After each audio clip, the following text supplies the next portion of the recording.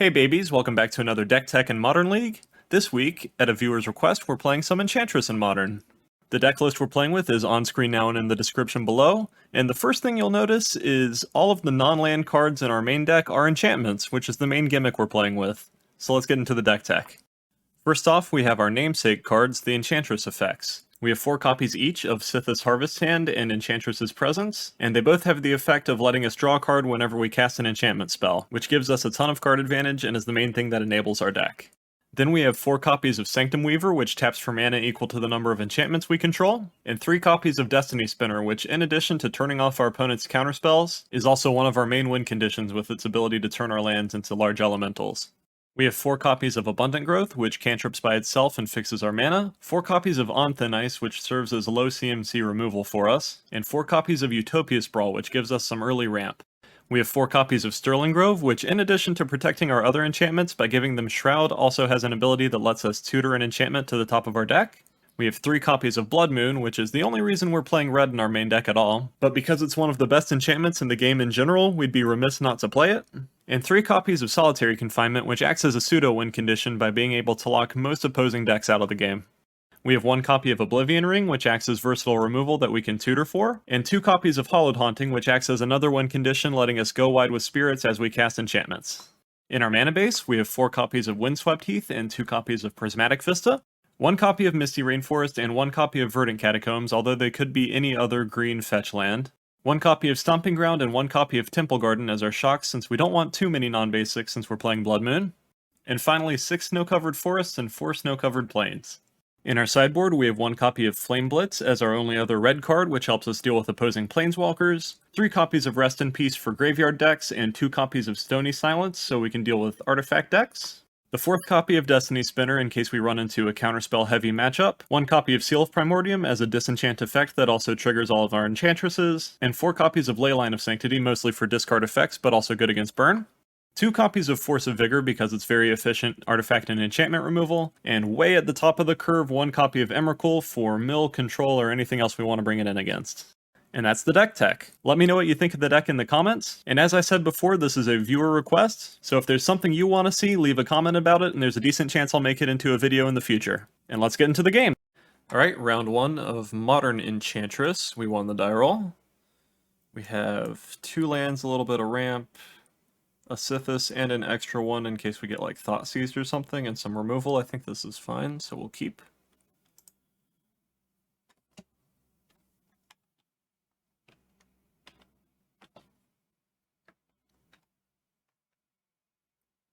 Opponent is mulliganing to 6. So I'm pretty sure here we just go fetch for a basic forest, Utopia Sprawl on it, probably naming white. That means I don't have red mana if I draw Blood Moon, but it's fairly unlikely for us to draw one of the Blood Moons already. And if I have... Yeah, I don't want to get a fetch land and put a Utopia Sprawl on it if I'm going to play Blood Moon. And I don't really want to name red because it's basically useless otherwise. So let's name white, because that opens up the play of Sithis into On Thin Ice this turn. Looks like we're playing against Murktide, so we are going to go Sithis On Thin Ice here. Opponent plays Mishra's Bauble, plays another Mishra's Bauble, my god. Targets us, and I assume... Okay, they're going to target us again, it looks like, instead of targeting themselves, which makes sense. What did they see? So this is probably an exceptionally bad matchup for Blood Moon, because they sometimes play Blood Moons themselves. It could possibly be useful, I guess. Alright, we're going to get to draw a card, gain a life. We draw a land, not very exciting. But we get rid of Ragavan, which is nice. They're probably going to bolt our Sithis here, so it's good we have another one. And if they go Bolt Ragavan or Bolt or I guess DRC Bolt is the order that they would do, we get to essentially completely undo their turn again, while hopefully drawing into something useful.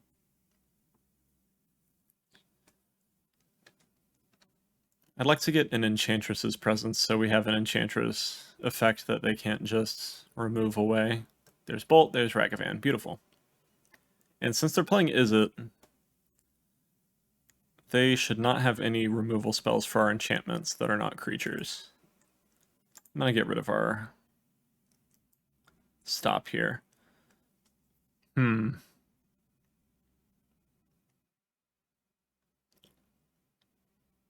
do I want to...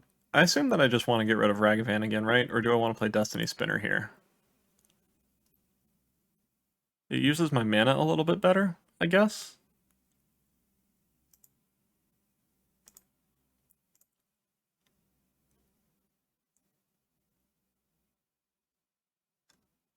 Yeah, I think I want to play Destiny Spinner. We drew another one. Okay. Hopefully they don't have removal for Sithis already. If they do, I guess it's not the end of the world. Because we can still Anthonice and it can't be countered by Ragavan. Or it can't be countered to protect Ragavan. Ragavan countering things would make it a little bit more ridiculous, I guess. Okay, they didn't have removal. And the Ragavan essentially doesn't matter since we can block. So that's beautiful. They have 2 cards in hand. DRC does not have Delirium on yet. So let's play another Destiny Spinner, draw a card, gain a life, see what we get. Hopefully something good. Sterling Grove, that's pretty nice. That should set us up for a pretty quick victory, I think. Because we get to go Sterling Grove, draw a card, gain a life. We draw another Anthonice, so I am going to cash in this one for DRC now. I was thinking about holding the other one for a Murktide. Now we have an Enchantress's Presence 2. I'm not going to get in here because I'd rather block Ragavan. I don't really care about the damage since we're just trying to lock them out of the game with the combo.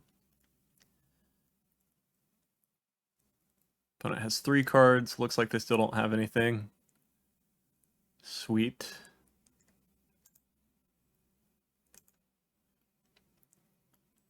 And I don't think that I'm going to pop Sterling Grove yet, because I like having Shroud on all my stuff for now. I'd like to get at least one more card out of Sithis, I think, for it. There's Murktide Regent. Okay. Opponent has 2 cards. They can't counter anything. We draw Blood Moon. So let's see, how can I sequence this? 1, 2, 3, 4, 5, 6. Yeah, I don't really want to pop Sterling Grove yet, I don't think. I'd rather go Enchantress's Presence, draw a card. Okay.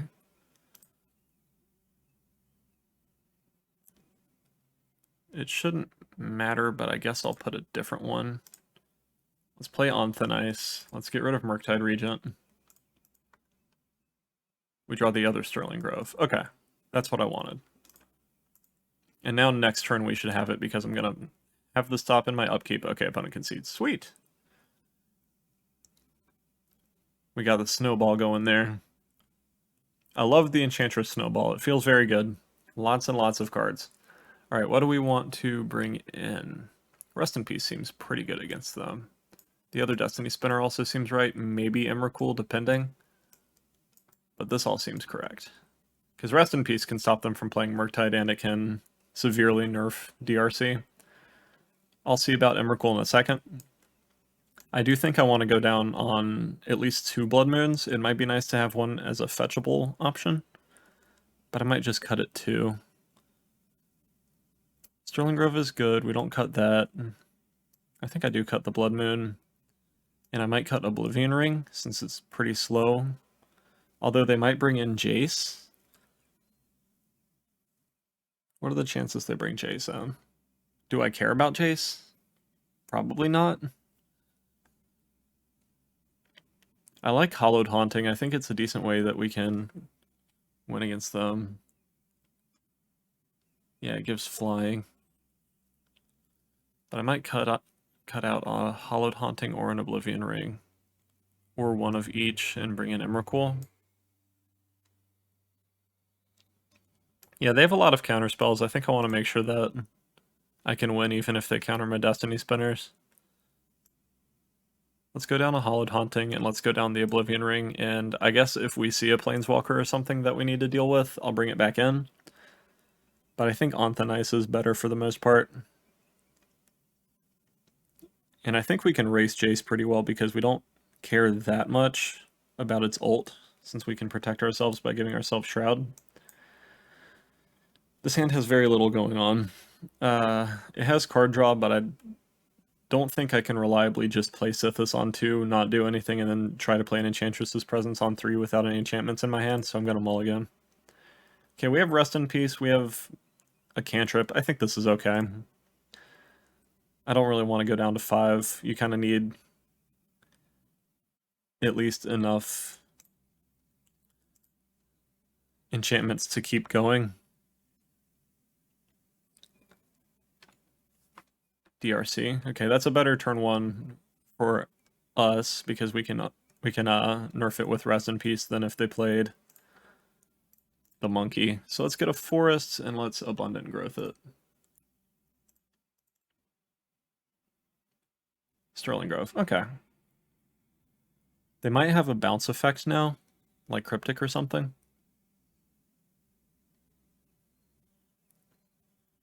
Let's see what we draw. Abundant growth.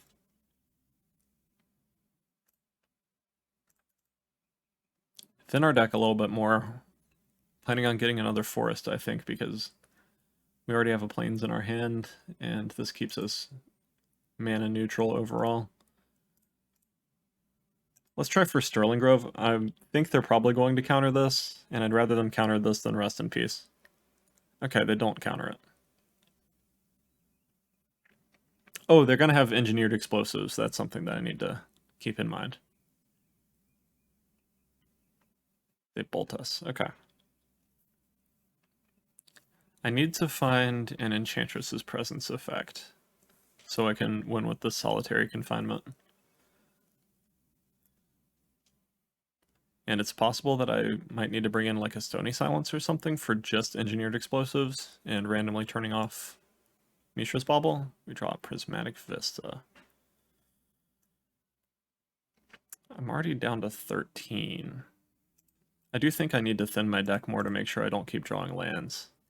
So it's probably worth the life here, even if it might be a little risky. Let's go to Plains. Let's abundant growth here. I'm pretty sure they're just going to be able to tempo us out of the game now. All right, we draw Sithis.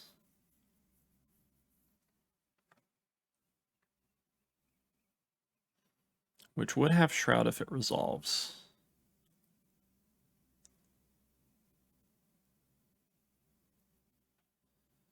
But that's if it resolves. I think I need to pass here. Because then I can untap, have 4 mana, and go Sithis Rest in Peace. And they probably have like Archmage's Charm or regular counterspell here anyway.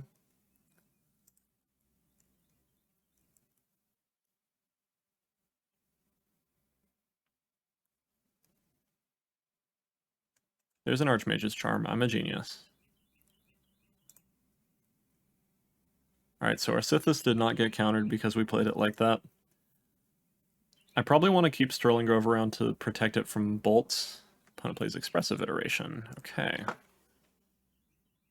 But I also might want to pop Sterling Grove to get an Anthenice to stop the Beat Stick from hitting me. I guess we'll see. Opponent puts a Spell Pierce in Exile Zone instead of in their hand. That's a little worrisome. They still don't have Delirium, which is nice at least.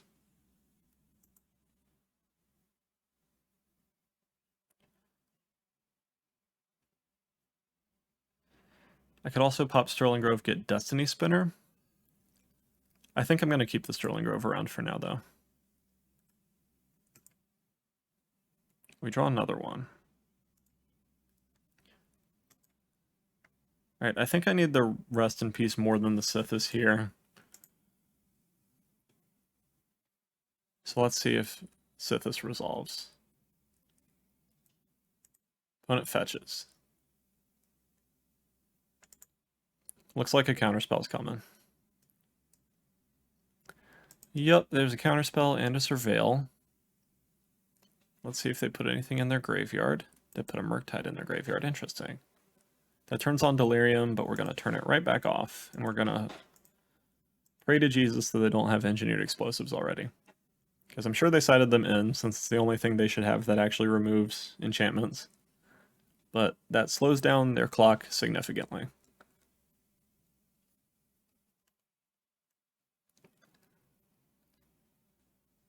But it has an expressive iteration, so they don't have EE yet.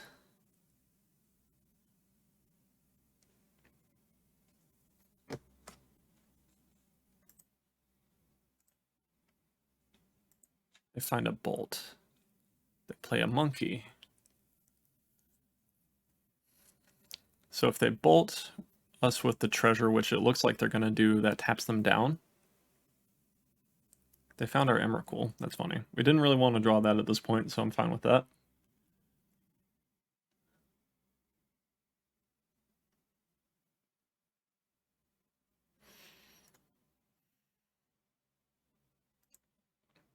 Alright, they have 1 mana, so they could Spell Pierce. I don't think I'm particularly concerned about that. I think I'm going to get a Sithis with this. Do I want to Sithis with it?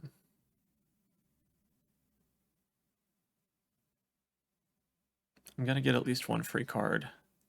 They've got to have removal, though. Is it more likely that they have Spell Pierce or Sithis?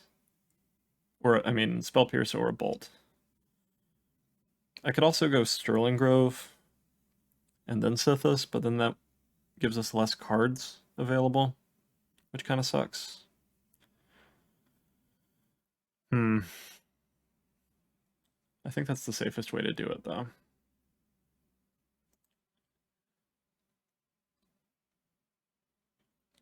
Because mainly the issue is, if we play Sterling Grove Sithis, our Sithis can't get bolted, but we only have the 1 enchantment left in our hand, and we need significantly more cards to survive with the solitary confinement draw lock going on.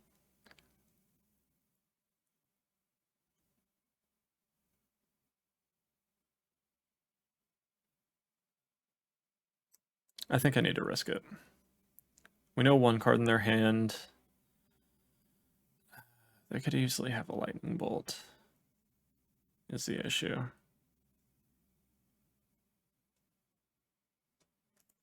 Alright, I'm going to go Sithis first and be greedy.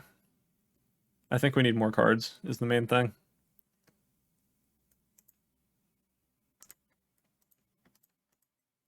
So I'm hoping that they kept Spell Pierce up instead of a Bolt. Or actually, I hope that they don't have either, but if they didn't have either, they would have bolted us with the bolt that they exiled to. Okay. Blue. Spell Pierce. Okay. So we did get an extra card out of the way that we sequenced that, at least. There's a decent chance they remove the Sithis here. But we'll have to see, I guess. Yeah, there's Unholy Heat.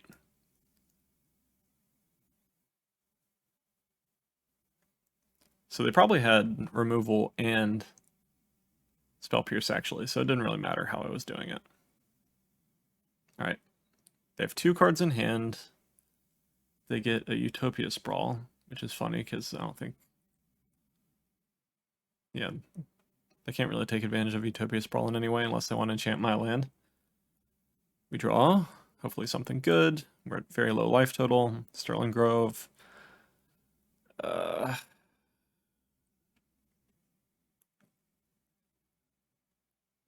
So they've got to have a counterspell at this point, right? I can go Sterling Grove, Solitary Confinement. I have 1 card to discard. I can't draw a card, though. So let's go Destiny Spinner. Maybe we'll be able to block with it. If they don't have any more removal or a counterspell here. They've got a counterspell here. Hey. Alright. They get to Surveil again. They put the counterspell into their graveyard. That's a bit curious. They're probably fishing for a lightning bolt, though, I assume.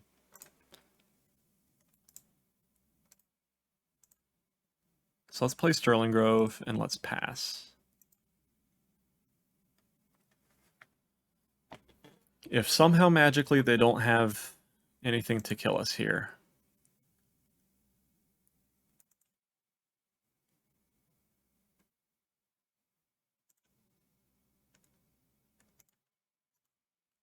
What did they get?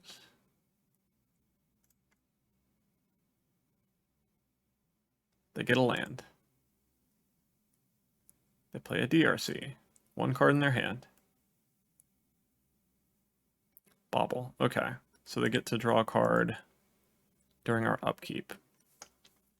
So we need to use Sterling Grove. We need to get what?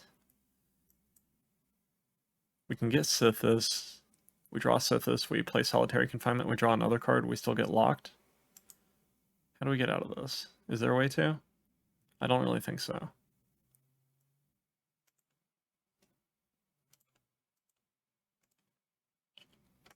Let's see if there's a way to get out of this.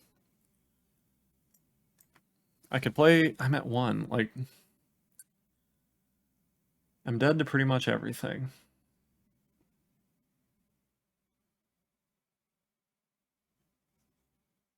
If I get Sithis, I have 5 mana. I get to draw a card and gain a life. Maybe I need to... Yeah, I Sithis, I Solitary Confinement, I'm tapped out, I'm screwed. Okay, concede. Maybe I do want Oblivion Ring just to be another piece of removal. That is not on the same CMC. So I am leaning towards that now. I still don't really think... I don't think Stony is necessarily worth it. Let's bring in the Oblivion Ring. And let's bring in... I kind of want to bring in the other Hallowed Haunting. Because I think that would be good. Maybe cut a Solitary Confinement? Since they're not necessarily the fastest beatdown deck and they can get out of the lock. So let's do it like that. I think that's reasonable. Somebody that is more experienced with Enchantress, please let me know in the comments if I'm doing this right.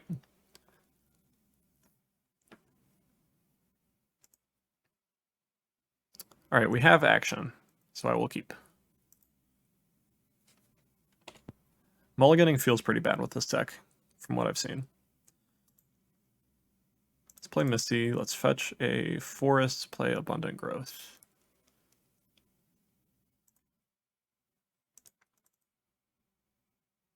We draw a Rest in Peace. Wonderful.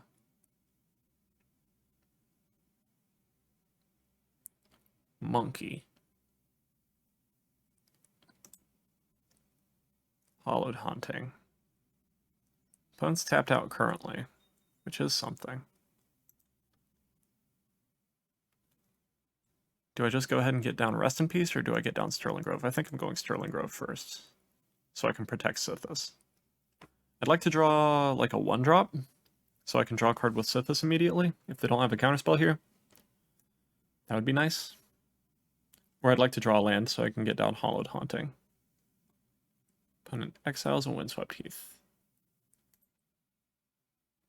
We draw Abundant Growth.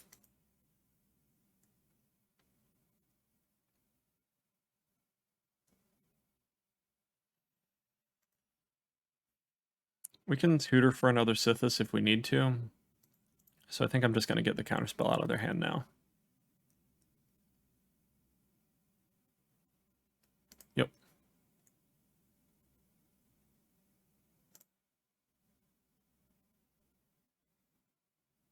Consider. Maybe they don't have a counterspell yet. That would be beautiful. Yeah, they do. Alright, opponent counterspells. We're going to go Abundant Growth.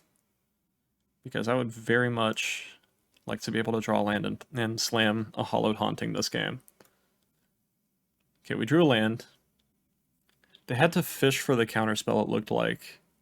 So they might not have another one immediately, which would be fantastic.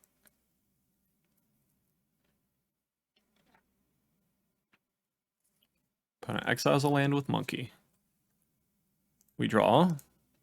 what? Utopia Sprawl. Do I want to wait a turn so I can pop Sterling Grove and give Hallowed Haunting uncounterable? I need one more mana to do that realistically, I think. Unless I Utopia Sprawl one of these. 1, 2, 3, 4, 5. Actually, I need 2 more mana.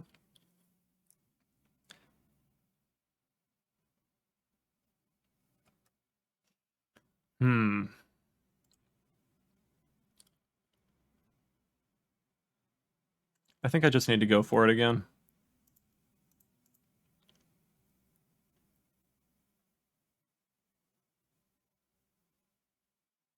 Looks like a counterspell again. Specifically Archmage's Charm, okay. 4 cards in our opponent's hand, 5 once they untap.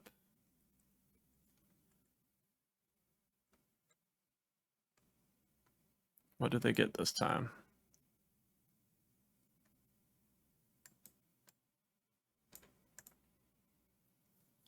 Opponent gets a land again. We've been running pretty lucky with the Ragavan hits at least. But getting hit with Ragavan in general is relatively unlucky, I guess. We really need to find something that rewards us for playing all these damn enchantments. 3 cards in my opponent's hand.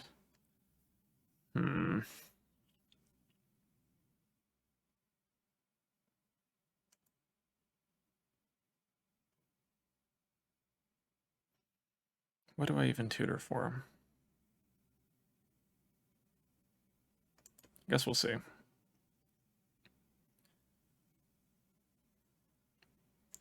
I think we're just going to get beat down this game, unfortunately.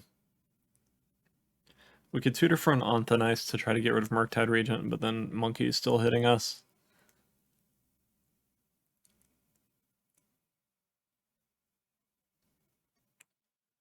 We could go for an Enchantress's Presence and hope that they haven't hit more counterspells yet.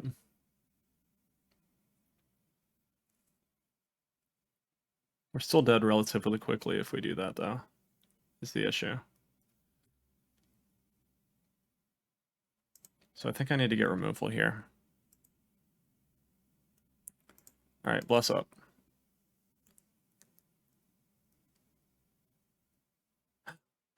Alright, they didn't counter that. That's wonderful.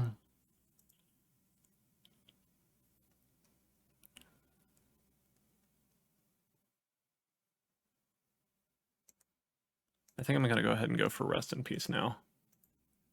Because I'd like to make it a bit harder for them to play more Murktide Regents.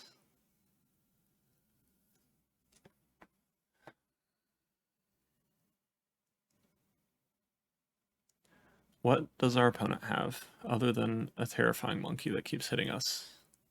I guess we'll see. They get our Anthonice. That doesn't hit anything on our end, so that's good. We still need an Enchantress to actually come down.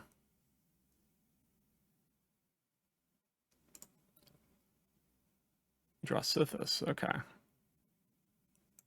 I think we just gotta hope for the best here, because we're pretty far behind.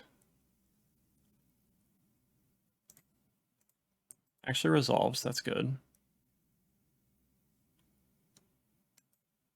Does Sterling Grove resolve?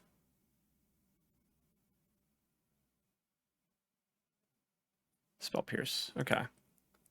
They probably have removal for Sithis now, unfortunately. Most likely, at least. Opponent attacks, okay.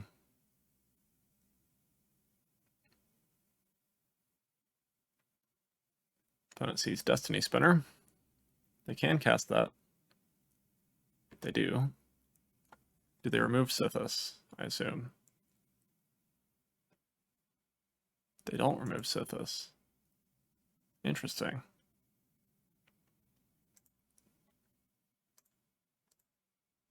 So let's play Utopia Sprawl. We get a Sithis trigger. Drew another one, which is a little bit unfortunate because we're kind of strapped for green mana currently. So let's pick green with that. Let's add green. Tap, tap. Play Utopia Sprawl.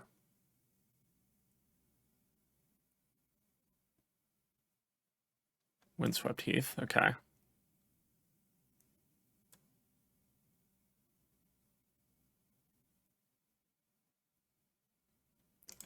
We'll pick green again. Just for good measure. And we need to keep getting lucky. We've had a pretty good run so far with the Sithis already giving us a decent amount of cards. We need another forest here so we can play a free Utopia Sprawl here. Draw Destiny Spinner, okay. I'd like to be able to give our stuff Shroud. I'd like that quite a lot.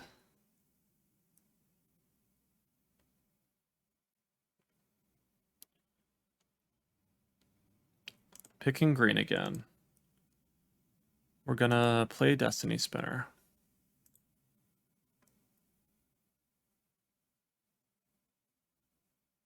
Draw another Sanctum Weaver, so we don't really have a choice about this next card that we play. And play Sanctum Weaver. We need to find another Enchantress still, because we're not drawing quite enough cards. We're just kind of card neutral with each enchantment. They haven't exiled any Enchantresses, at least, other than the one Sithis that got nay-nayed earlier. So what's going to happen to us here, I wonder? Looks like a Murktide? Hardcast? Hardcast Murktide, let's go. Yep. Alright, so we can make big boys, at the very least. We might actually just be able to get there with big-ass creatures, because we have a lot of enchantments. Ooh, there's the Solitary Confinement. That makes it a lot easier, actually. So let's go play a Sanctum Weaver. Got an Onthanice.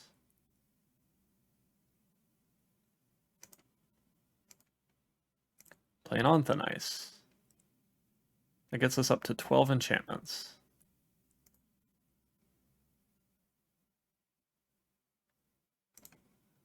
Exile your shit.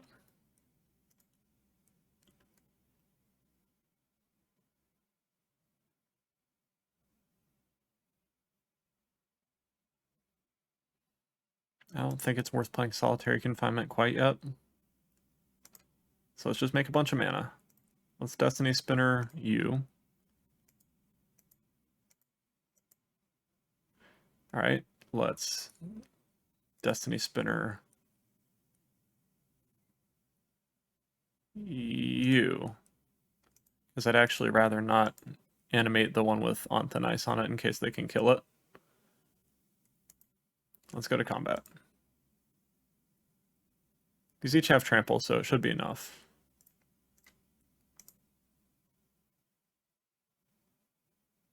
What's happening?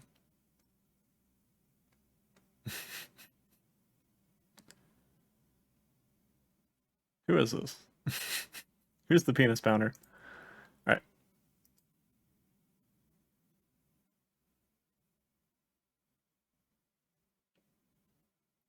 I've been challenged by the penis pounder. I never thought I'd say that. I don't know who this is.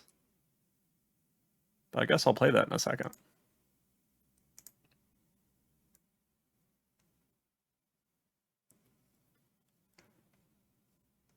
So we got there?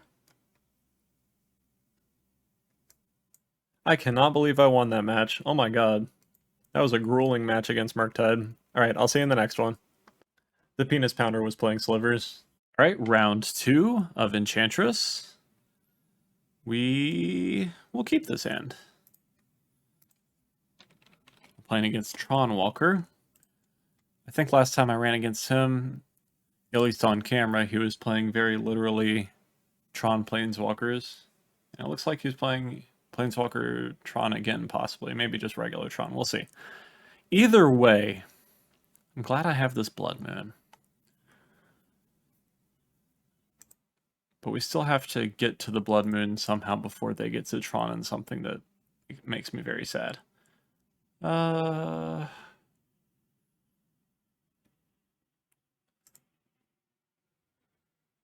Let's get Snow Forests and Abundant Growth. We draw Hallowed Haunting. May or may not actually be useful. We'll see.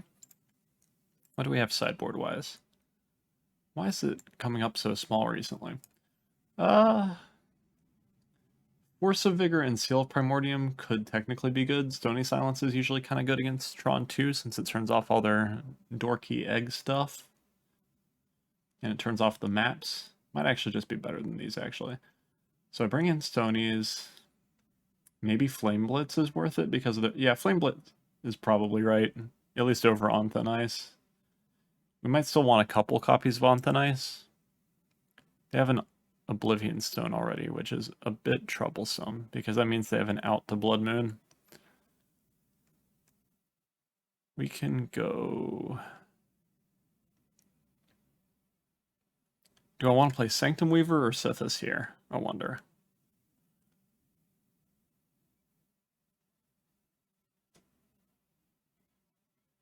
One, two, three. I don't get to play Blood Moon and Hallowed Haunting next turn anyway. I don't think. Yeah. So let's just play Sithis.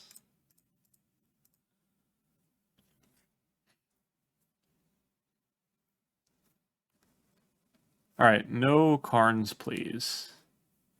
They do already have Tron, which makes things significantly more complicated, and they're tapping all their mana, which is very scary.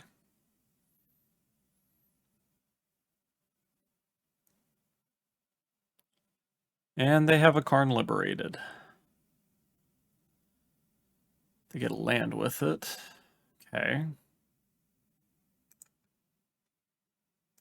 I guess I'll stick around for the time being. Because maybe the deck will surprise me or something. But I think we're pretty much screwed. I at least get to pressure Karn a little bit so it can't downtick immediately. And I probably just get rid of an On Thin Ice. The fact that they have Oblivion Stone already too, and there's a decent chance they play it this turn, is definitely worrisome. Let's ditch an On Thin Ice.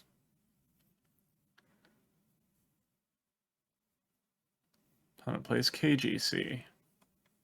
Okay. Animates a Chromatic Star. Okay. Plays a Phyrexian Revoker. That's weird. They had that in their main deck?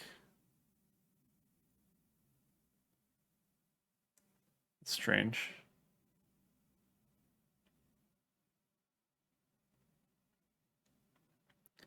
They named Sanctum Weaver, but that's actually fine since we have an On Thin Ice to get rid of that.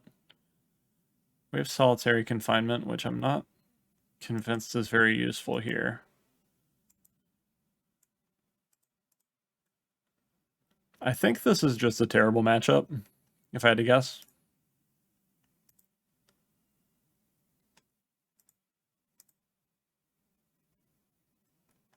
I guess we'll see.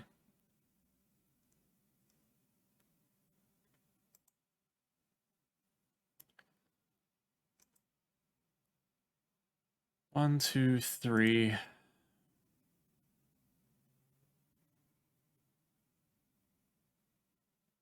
I don't think I even care about Blood Moon right now. I think I'd rather get down Hallowed Haunting. And the other Sanctum Weaver to make sure we still have mana. We draw Prismatic Vista.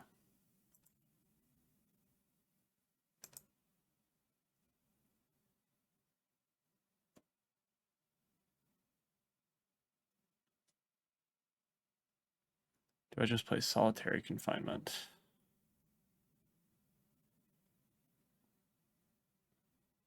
Maybe I do. Because then they probably downtick on Solitary Confinement instead. And I think I need the Hallowed Haunting to stick around. at least for the time being. Who do I pressure? I guess Karn Liberated. They probably just jump block here.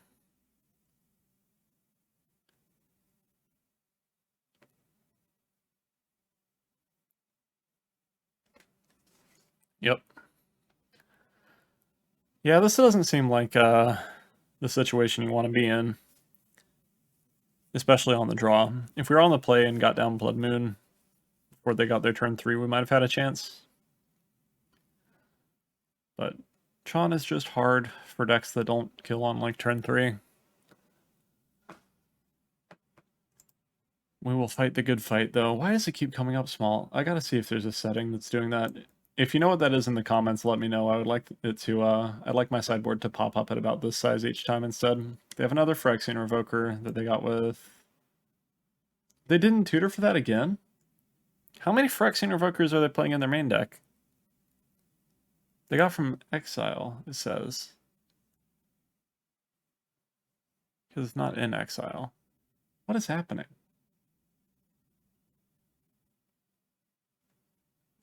He didn't activate KGC.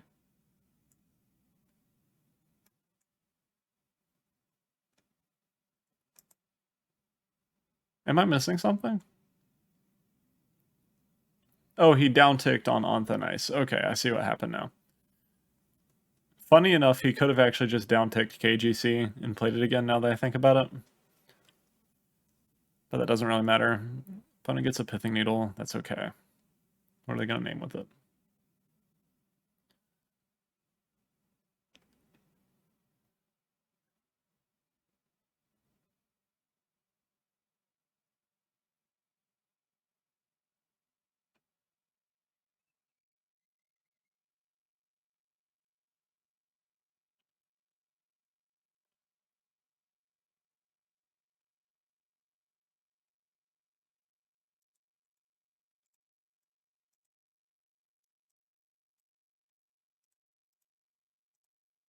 It's so weird.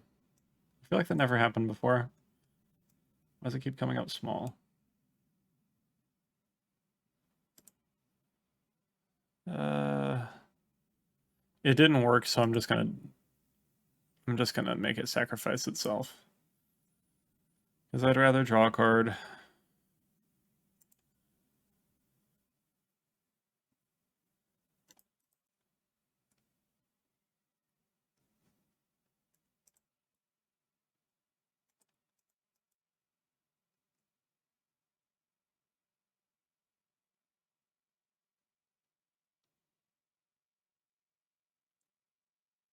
Okay. Opponent's gonna kill a Sanctum Weaver even though they're already turned off. Which is okay by me.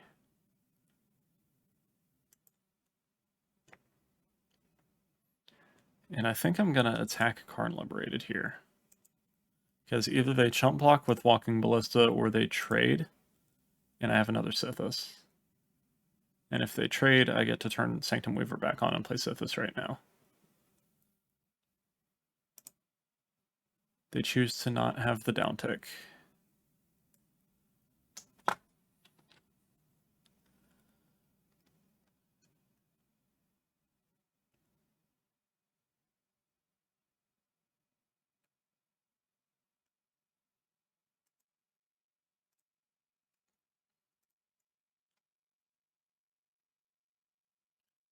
Opponent pluses Karn, opponent minuses Karn. Let's see what they get.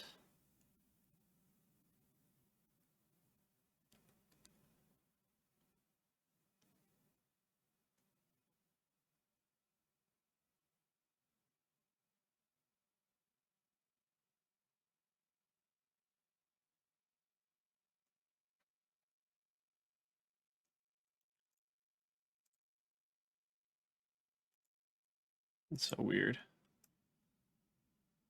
I really wish I knew how to control that. We'll see what they get. I'm probably just going to concede to whatever it is once they decide. Platinum Angel. Okay. It's nice to know that they have that. I am going to concede now, though. All right. What do we want against Karns? Stony Silence seems right. I think Flame Blitz is right too. I don't think I need that many Destiny Spinners, so I think I cut down at least one. I'll still need to kill with them, most likely. We definitely want to keep all the Blood Moons in. They had main deck Phyrexian Revoker for some reason, so that kind of makes On Thin Ice worth it. But it's still not very worth it, so I think I'd go down at least one. And I think Hollowed Haunting's just too slow. Yeah, so we cut one Hollowed Haunting, one Destiny Spinner, one On Thin Ice, bring in Flame Blitz, Stony. I feel like that's probably not enough to actually swing this in my favor, but I think I might just have to settle with it anyway. Maybe I bring in Seal of Primordium? That seems decently worth it.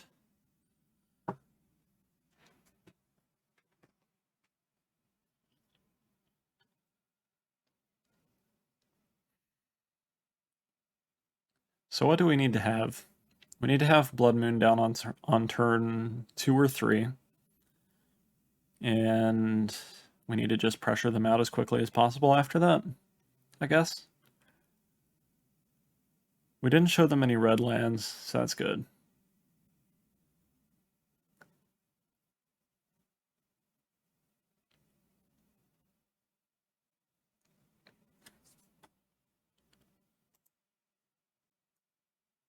Alright, we have Blood Moon, which is the main piece of the puzzle, and we can play it on turn 3. We actually have 2 Blood Moons, so they can blow one up, and that's okay, as long as they don't blow up the Sanctum Weaver or we draw another land. That seems okay. We'll keep it. I'm just going to play Forest Go instead of fetching with Prismatic Vista on one, because I do want to draw a third land here. Just in case they have a way to blow up Sanctum Weaver. They probably brought in all of their disenchant/naturalize effects, if I had to assume. Because Enchantress is particularly soft to that. We got to see the positive of playing a bunch of enchantments last matchup against Izzet, since they don't really have an effective way to deal with it. But it's much worse when you see that the other way. We drew a Utopia Sprawl, which means I think I want to get a forest here. Because I can name white with Utopia Sprawl.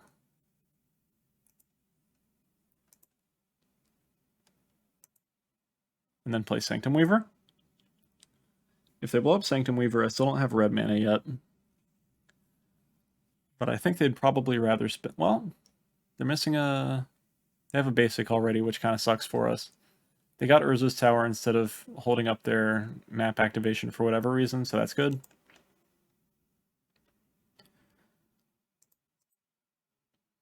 Because otherwise they could crack map and get Besage. Where's the plains? Can I get a plains with that? No, I can't anyway. Okay, we'll get a forest. And we're gonna go tap tap. Enchantress's Presence. Tap. Blood Moon. And hopefully that plus the Destiny Spinner beatdown will do it for us. Since we have another Blood Moon at least. But we'll see. It'd be funny if I ran into somebody playing Back to Nature while I'm playing Enchantress, because I do just really like Back to Nature. But it would be a nightmare right now. Phyrexian Revoker, that's already annoying, because it cuts off Sanctum Weaver or Destiny Spinner. Yep. Ancient Stirrings. And I think I want to go ahead and slam the other Blood Moon. Yeah, because they're going to have Tron if they get out of it. And since we're playing Enchantress, it's not like we can really play around our Wrath anyway.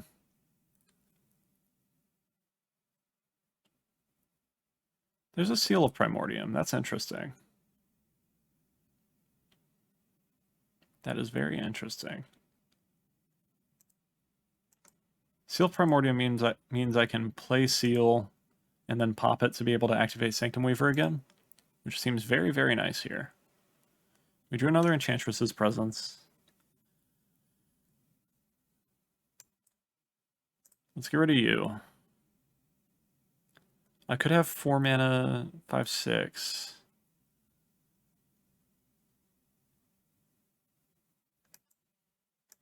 One, two, three, 4, 5. Okay, so I want to play Sanctum Weaver first, because then I can tap Sanctum Weaver for 5 green mana.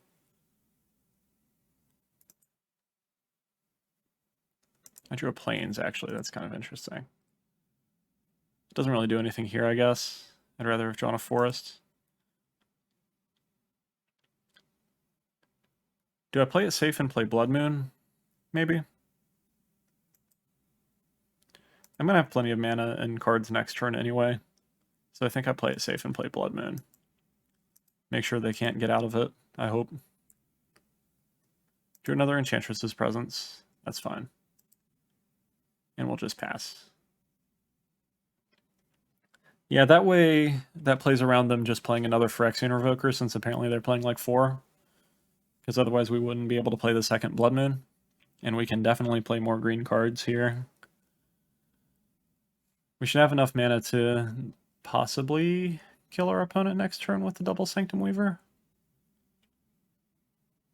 Looks like they're going to play an Oblivion Stone here. Ooh, they might have KGC. They have an Ancient Strings. They tapped that. Weird.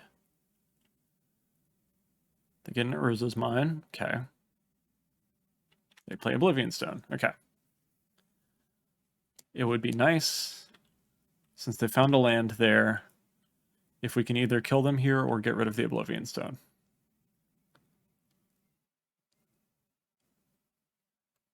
Flame Blitz.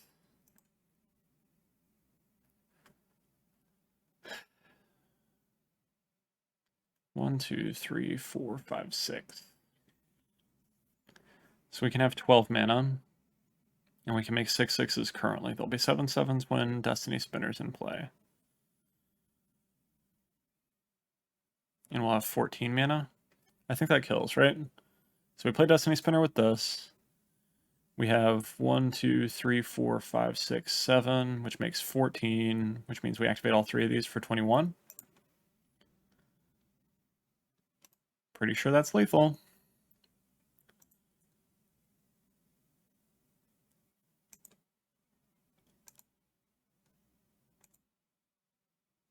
Yeah, it's lethal. Okay.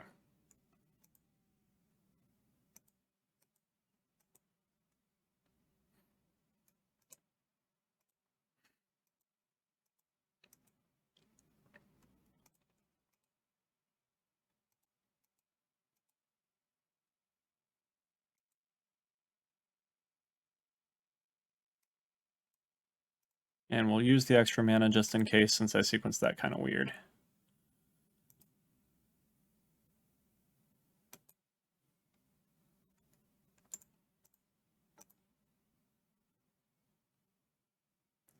And lethal.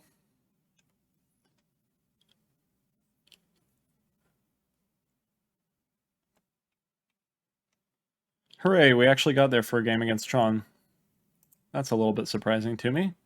They stumbled on their early lands, which definitely helped. Do I bring in Force of Vigor? Definitely seems better than On Thin Ice. Yeah, now that I think about it, On Thin Ice pretty much is always worse than Force of Vigor, since their threats are going to be exilable. So let's cut the last On Thin Ice. Do I want to bring in Destiny Spinner again for the beatdown? I don't think I'm ever getting to Emrakul, and I don't think Hollowed Haunting's quite good enough. Although it's a beatdown plan that survives a Pithing Needle, I guess. So let's do that. They didn't see Stony Silence, which is nice. They did see our Seal of Primordium. They're going to be on the play, so unless we get turn 2 Blood Moon, they might just have Tron and have a payoff faster than we can deal with it unless we have like Stony Silence. We have a Utopia Sprawl. We don't have a way to stop them is the issue, but we have a lot of draw. And if we draw Blood Moon, we have turn 2 Blood Moon. They're playing Serum Powder. What the fuck? This is a really interesting build of Tron. I think I'm just going to keep this.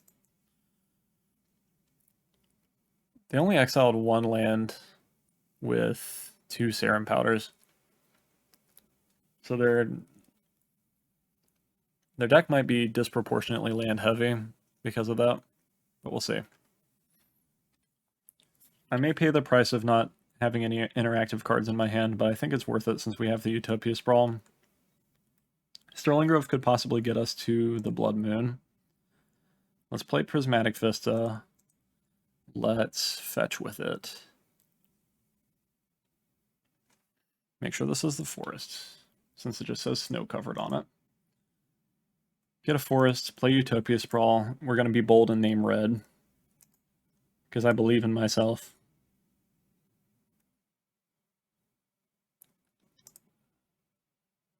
Got to pivot to the Ponza plan against Tron. Alright, we got 3 Blood Moons that we could top deck here. They're already a turn behind because they have the forest. That is not a Blood Moon. So since they're already a turn behind, I think I'm leaning towards just playing Enchantress's Presence and trying to do our main game plan.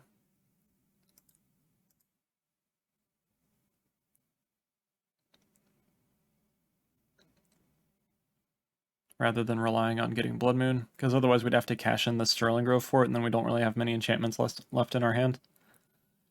Wow, Moto is lagging on me now.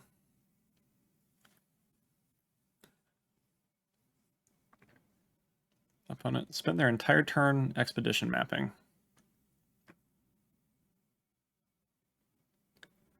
So we have green-white.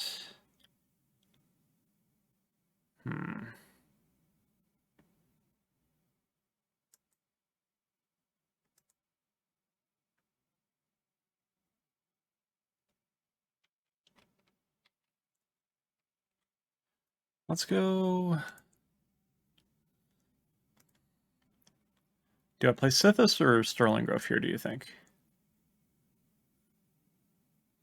Sithis first lets me draw more cards over the course of this game. Sterling Grove lets me tutor for Blood Moon faster, but the issue is I'd like to have Sterling Grove and Blood Moon in play simultaneously. I guess I'd rather have the tutor.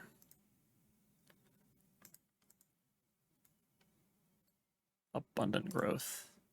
Interesting. So what I'm going to do is Abundant Growth here.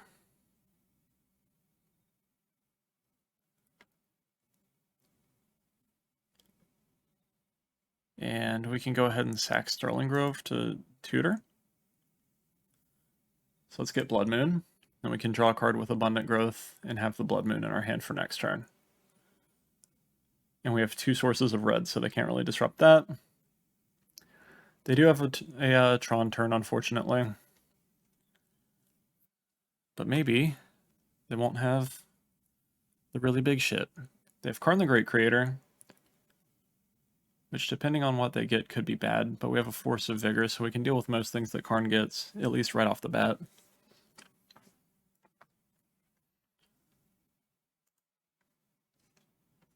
Let's see, 1, 2, 3, 4, 5.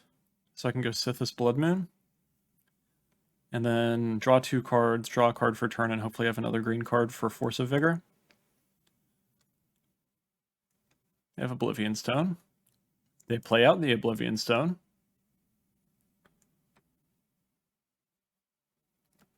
They play out Chromatic Star.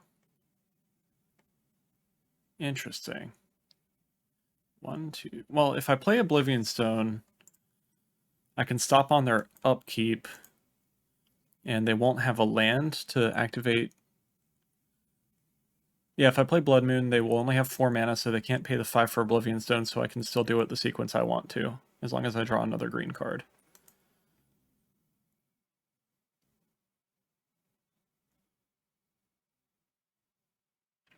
We did draw another green card. So that means I'm going to play greedy. So let's play the plains. Let's go Sithis, draw a card, draw plains, not what we wanted. We're pretty flooded with this current hand, but we're doing okay. And then we're going to play Blood Moon, because we pretty much have to. Opponent still has Karn the Great Creator in play, and we do have to respect that. But we're getting closer. We get to draw 2.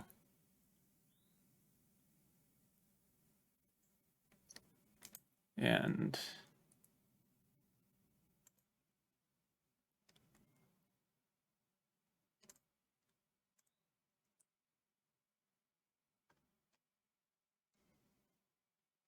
yeah, I think Abundant Growth is just the one that I want less.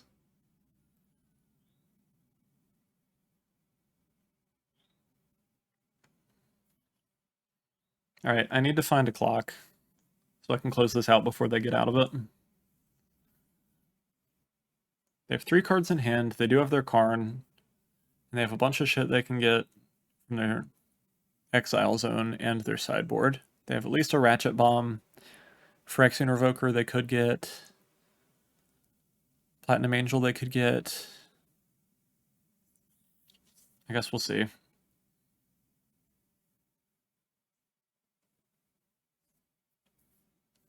They are wishing with Karn.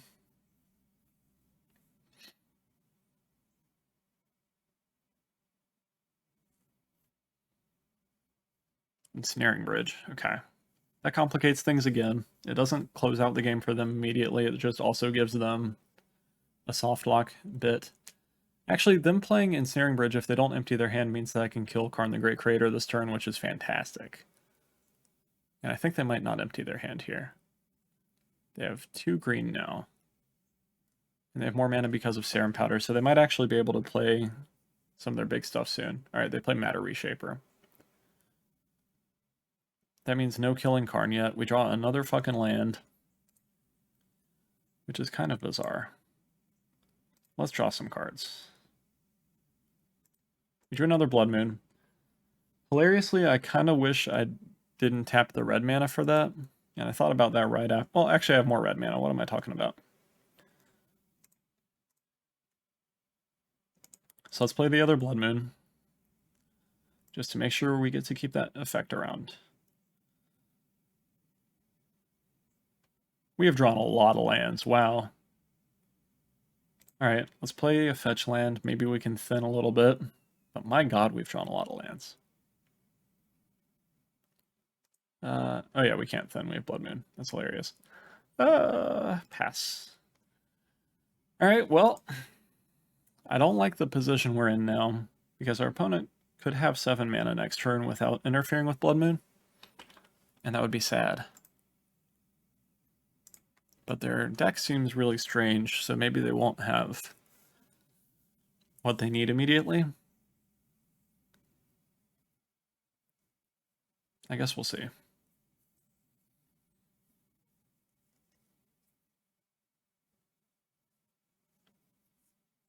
Opponent taps 4, 5, 6, 7. Yep. Karn liberated? Okay, no, Ensnaring Bridge. Thank God. At least we knew about that one. Looks like maybe another Karn the Great Creator, maybe like a Walking Ballista, yeah. So they can Walking Ballista down Sithis if they want to, which they probably will. Oh, they're going for Sanctum Weaver, okay. I mean, we have extra of both, so I wouldn't have really mattered. I wouldn't have minded either way, rather. It's kind of the same effect, actually, because you kill Sanctum Weaver, it ticks us down on mana. And if you kill Sithis, it essentially just ticks us on down on mana too, because we play the other Sithis from our hand for 2 first.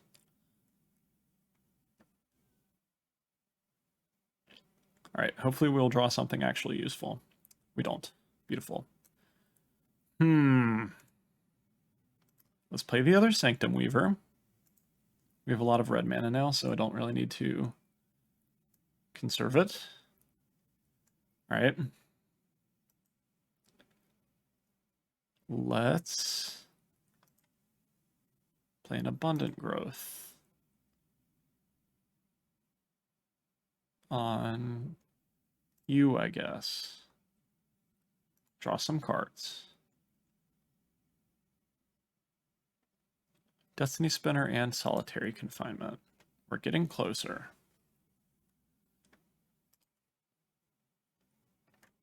A lot of land still, my god. Do I just play the Solitary Confinement? Or do I go for Destiny Spinner and let them know that we have it? I guess I want to draw more cards than I want Solitary Confinement, right? So I'd rather actually go Sithis Destiny Spinner here, probably. The reason I'm not sure about Destiny Spinner is I'm not sure I want them to know that we could play it. So I think I'd rather start with Sithis. I'd rather play a land first, because I want to make sure that I have access to either of my colors in case I draw like Stony Silence. Because Stony Silence would be nice. It would at least cut them off of a little bit of mana. All right, let's draw some cards with Sithis.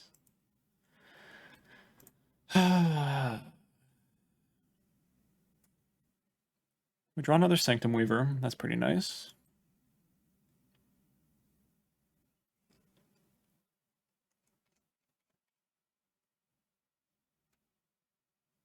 I'll keep the one without Summoning Sickness. And we'll go ahead and play this one, draw some more cards. And that should be it for our turn. We should discard 1,000,000 lands at end of turn, since we drew so many. We're not attacking into that. And we'll discard a bunch of the pseudo mountains that we have stuck in our hand. We drew all the Blood Moons, so we did do at least that part of our game plan correctly. All right. Pray for me. I need my opponent not to draw something that destroys everything I have or gets them out of this scenario. And I need to draw something that gets rid of Ensnaring Bridge while still hopefully having enough mana to lethal them with Destiny Spinner this turn. The lethal is definitely there if they don't do anything else. Although they can cash in Karn to at least get, like, I don't know, Platinum Angel or something else to lightly disrupt me. Looks like they found a Karn Liberated, or maybe a Platinum Angel.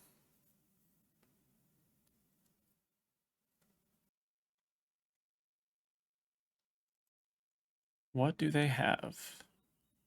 If it's Platinum Angel, that's a lot less rough than Karn Liberated, because Karn Liberated probably gets rid of one of our Sanctum Weavers, if I had to guess. Although if he was going to downtick on a Sanctum Weaver, I would think... I don't know. I would think you would just cash in the Karn the Great Creator to get Phyrexian Revoker at that point, to get both of them turned off. Maybe this is a cash-in KGC to get Platinum Angel kind of move, which I would be more than okay with at this point.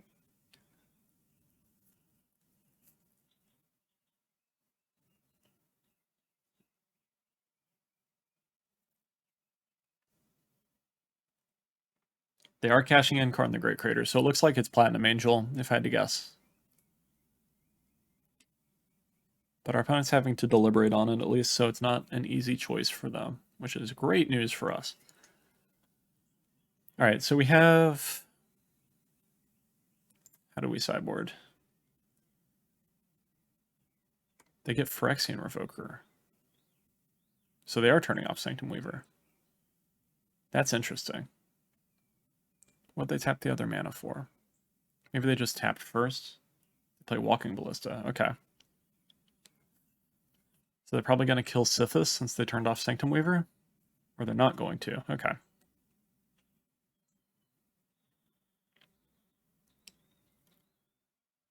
Well, we still need to blow up Ensnaring Bridge. We have significantly less mana now. How much do we have? We have 1, 2, 3, 4, 5, 6, 7, 8 once we play a land for turn. Let's start with Enchantress's Presence. So we draw some more cards over the course of this turn. We draw Utopia Sprawl. That's a good one to draw. And we draw Forest, which is mid at best. Let's play Snow-Covered Forests. Let's tap. Play Utopia Sprawl on you. Draw a bunch of cards. Artifact Destruction, please. Yes. All right, so Force means we can get rid of Phyrexian Revoker and Ensnaring Bridge. And it's probably mana positive enough that we can still go for the kill this turn.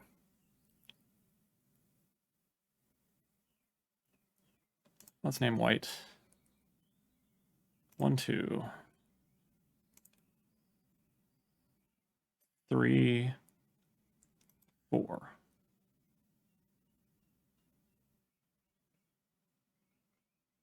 If they... If I had one more mana, I could play Sterling Grove first, so it's kind of unfortunate that I can't. Because they're going to be able to ping down a Sanctum Weaver, which gets rid of a significant amount of mana. But I think we got to go for this anyway.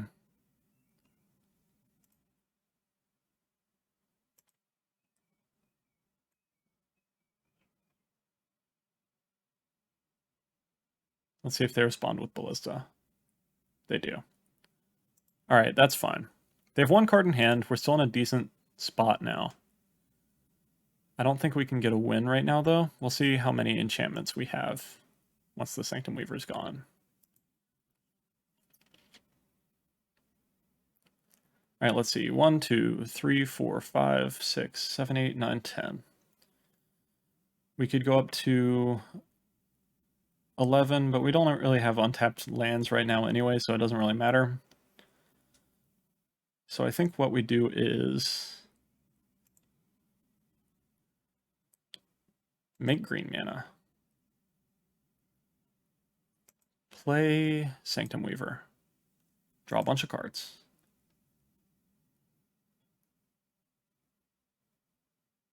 Draw another Sterling Grove. I do think I want to play Sterling Grove here to stop them from spot removing my stuff if they draw Karn.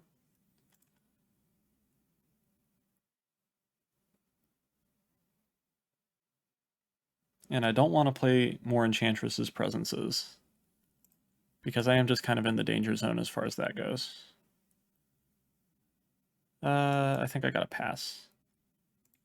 I'm running out of time, too.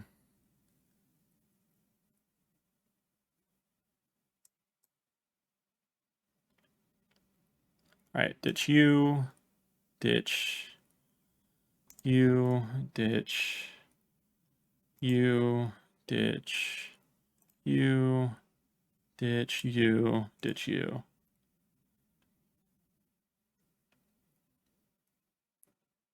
Alright. What is our opponent going to top deck and kill us with?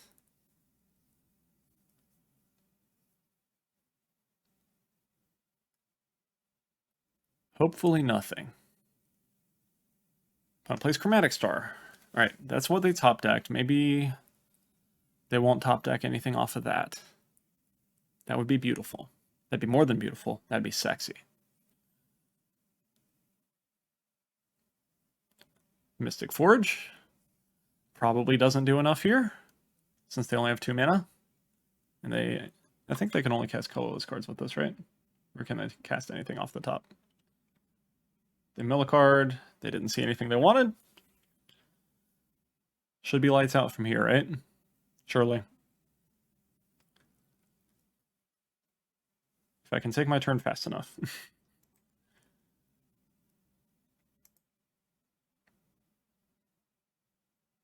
I can make 12 green mana. I would love to make 12 green mana.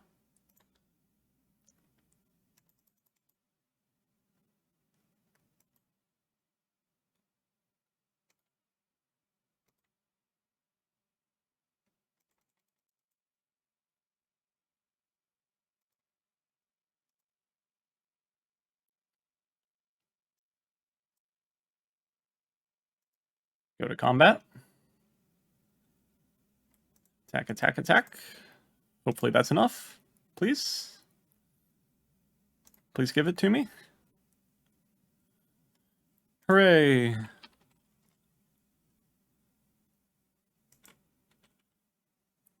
Hooray. I can't believe we got there with Enchantress.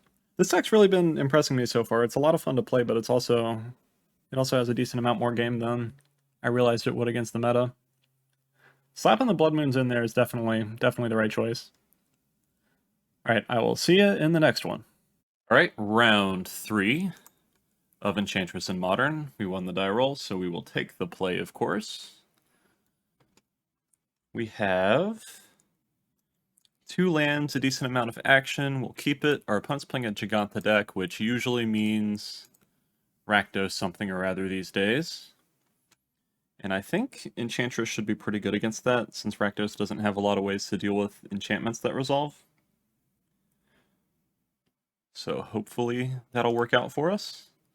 Let's play Windswept Heath, fetch out a basic forest, and Abundant Growth it.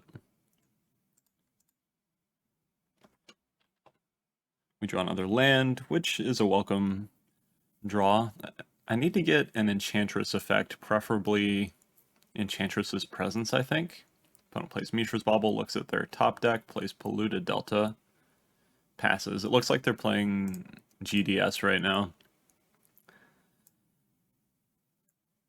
So we could play Sanctum Weaver. They didn't want to fetch, so that's going to discourage them from going fetch Fatal Push. Yeah, we might as well go for it. There's not really anything else that we would do this turn anyway, so... And if they have a removal spell, they have a removal spell. We can't really do anything about that, since we don't have any protection in our hand already. Alright, they didn't use a removal spell at end of turn. They play Urza's Saga. That's interesting. Oh, okay. They play Cookbook. So this is an Asmo deck. It's been a while since I've seen Asmo. I think I want to do some version of an Asmo deck for the channel, but I haven't decided which one. If you guys have any preference, I'd love to know. Alright, can we play Hollowed Haunting here? I think we can. 1, 2, so that's 2, 3, 4, 5. So we can go Hollowed Haunting and then On Thin Ice to get a removal spell for Asmo, which is probably worth it. Because I think I just want to start making tokens as quickly as I can. Yeah, let's get white mana. Play our Haunting. Play On Thin Ice. Get a token, get rid of the 3/3. And opponent still has Urza's Saga, and they should be able to make a construct this turn if they play a land. So we're not quite out of the woods yet, and we're a little flooded right now. We need to find some card draw still, because the Solitary Confinement does not do anything unless we get a lot of card draw. They get an Academy Manufacturer instead of a construct, which is kind of interesting. It's not what I would have expected them to do. They might have another Asmo that they're going to use the treasure token to play. Doesn't look like it, though. We draw Sithis. Okay, perfect. So we can go... What? Do we just go Sithis Solitary Confinement and draw a card with it? Because I don't really care that much about Solitary Confinement, I don't think. I think I'd rather get a card and a spirit from it. So yeah, let's do that. Always yield to you.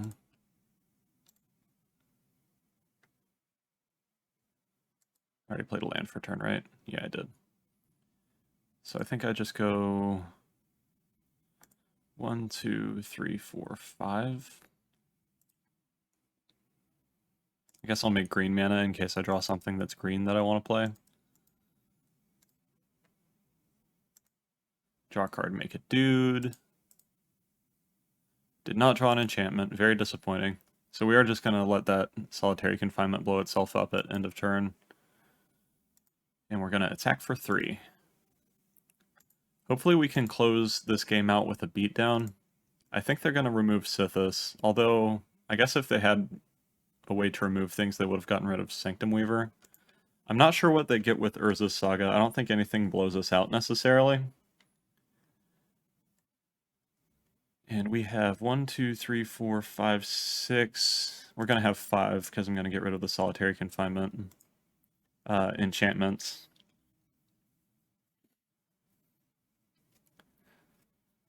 So we're kind of close to getting our spirits online.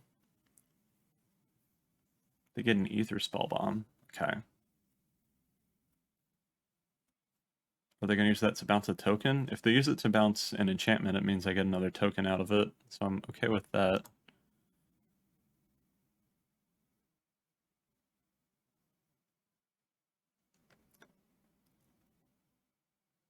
They have a lot of tokens in play.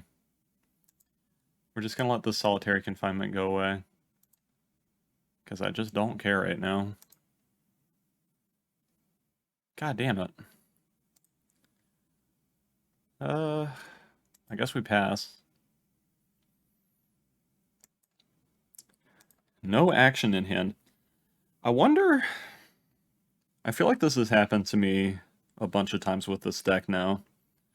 I wonder if there's a way to make it just a little bit more consistent. I mean, all of the cards in the deck that aren't... There's a Shadow Spear, that's pretty scary. They equip up their dude.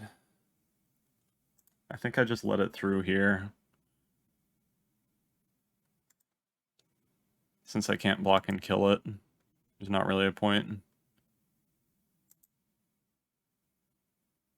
Yep.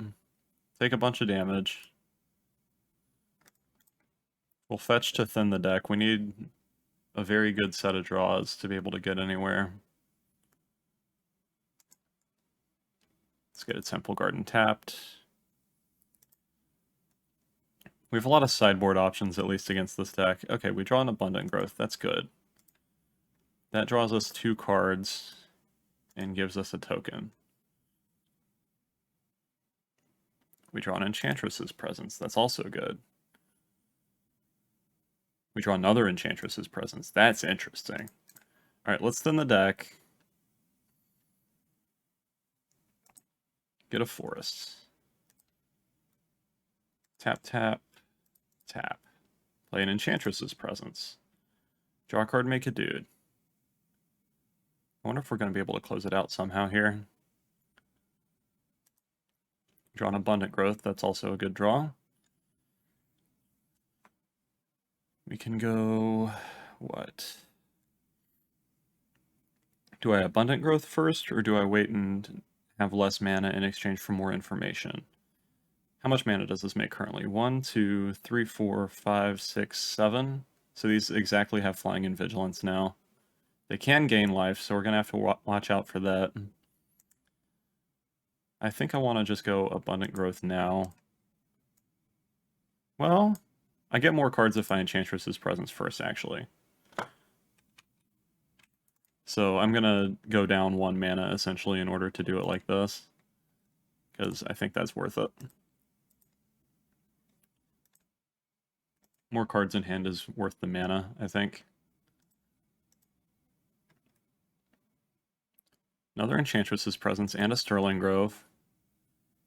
Sterling Grove is nice. Can I win with the Sterling Grove? I can play Sterling Grove for 2. Then I have 1, 2, 3, 4 mana. I pop Sterling Grove. What? I don't think I have enough mana to pop Sterling Grove, draw... Well, I guess I can pop Sterling Grove, get another On Thin Ice, and get rid of this, and then I'm basically just safe. See, I think that's right. Let's play Sterling Grove. There's also a chance I just draw an On Thin Ice here, or another removal spell. Draw Utopia Sprawl, we draw Oblivion Ring. That's pretty much exactly what we needed. Let's go tap for a white, play an Oblivion Ring. Unless they have like a force here. And it looks like opponent's conceding, perhaps. Because my game's lagging out. Sweet! I did not expect to get there that game. Alright, so we get a bunch of cheeky sideboard cards. Stony Silences in, Force of Vigors in, Seal Primordium in. I don't think I need Rest in Peace that much, but they surely have at least some graveyard interaction, so I think I want like one Rest in Peace. I think I'm more scared of their enchantments and not their enchantments, their artifacts and artifact activated abilities in general. I like Blood Moon because I think they're going to be low on basics, and they definitely play Urza's Saga since we saw that. Ice is good. Destiny Spinner, there's a decent chance they have graveyard stuff is an issue. I think I'm going to go down one Solitary Confinement because I don't expect them to be very aggressive. And I think our other stuff can deal with it decently well. I don't think they're going to have that many counterspells, so I think I'm going to go down a Destiny Spinner.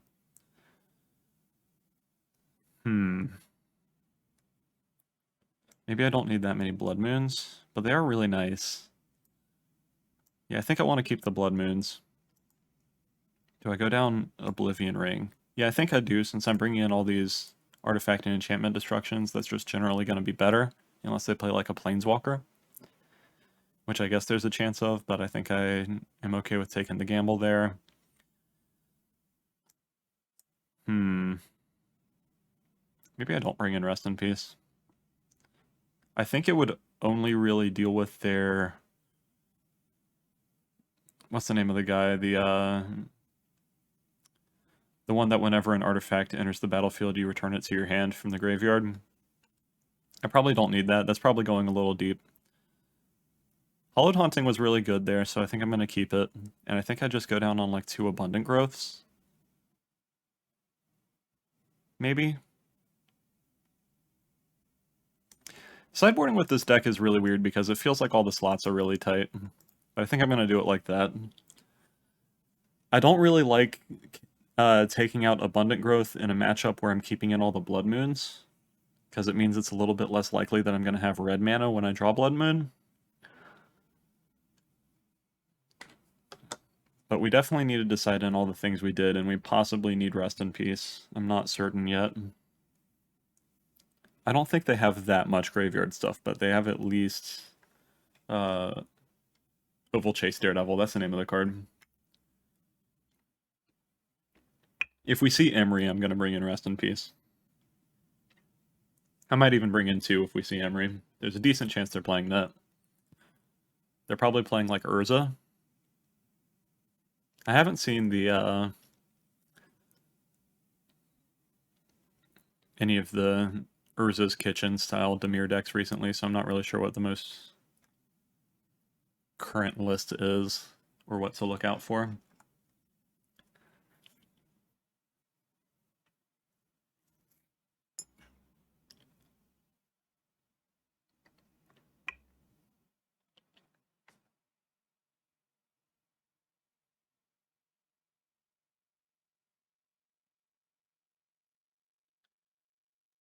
Is my game bugging out? That is the question now. Or are they just deciding and taking a little while? We saw the game bug out a little bit when they conceded earlier, so I'm wondering if my Moto client needs to be restarted or something.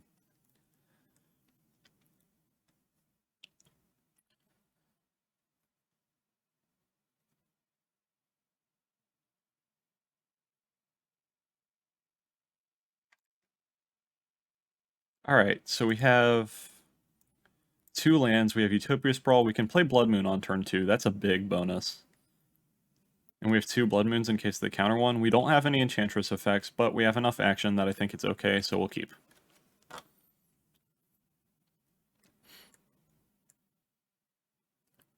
Yes! That's exactly the start we want to see.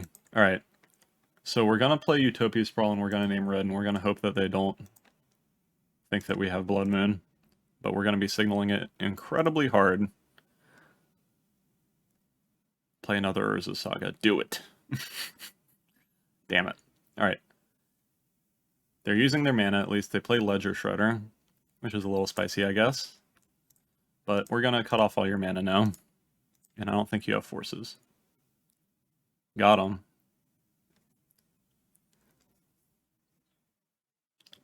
Damn it, they have a swamp already.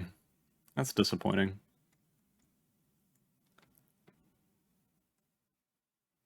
Alright, we drew... How much do I care about the Ledger Shredder activations? I guess I care enough. Let's play Destiny Spinner, make sure our stuff doesn't get countered. And I think I want to wait on the Sithis until I'm getting a card with it, so I'm just going to play Stomping Ground. Oh yeah, it's just... Oh, I wouldn't be able to play it anyway. Damn you, Blood Moon.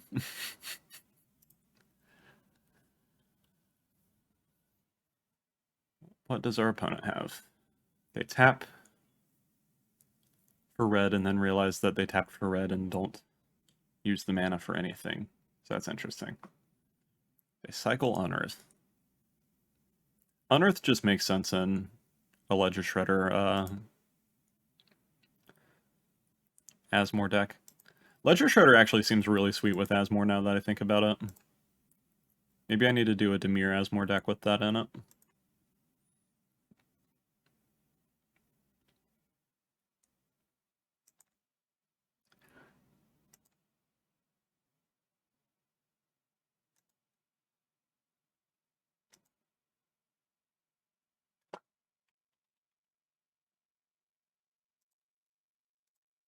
Alright, let's play Sithis. Let's... I don't really want to play Solitary Confinement here. And either way, it would give them virtual card advantage via a loot and possibly make their guy a bit bigger, and I'd rather not do that, because I'd like them to stay stuck on lands.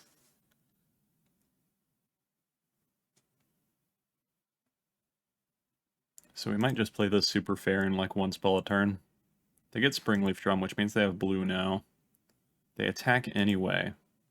Are they going to play a second spell this turn, I wonder? They do not. Okay. We have Sterling Grove. That's good news. I will play Sterling Grove, because now that gives our other stuff Shroud, which is fantastic. And I'm just going to go to combat.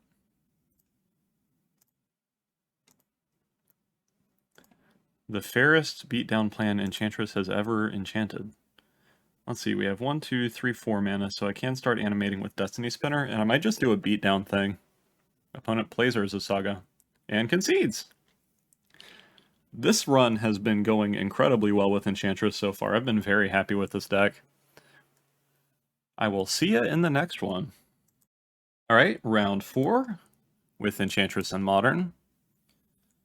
We won the die roll. This hand does not really have enough action. I think we're a little bit too land heavy. I like that we have an Enchantress, but that's pretty much the only card I like out of this, so let's mulligan.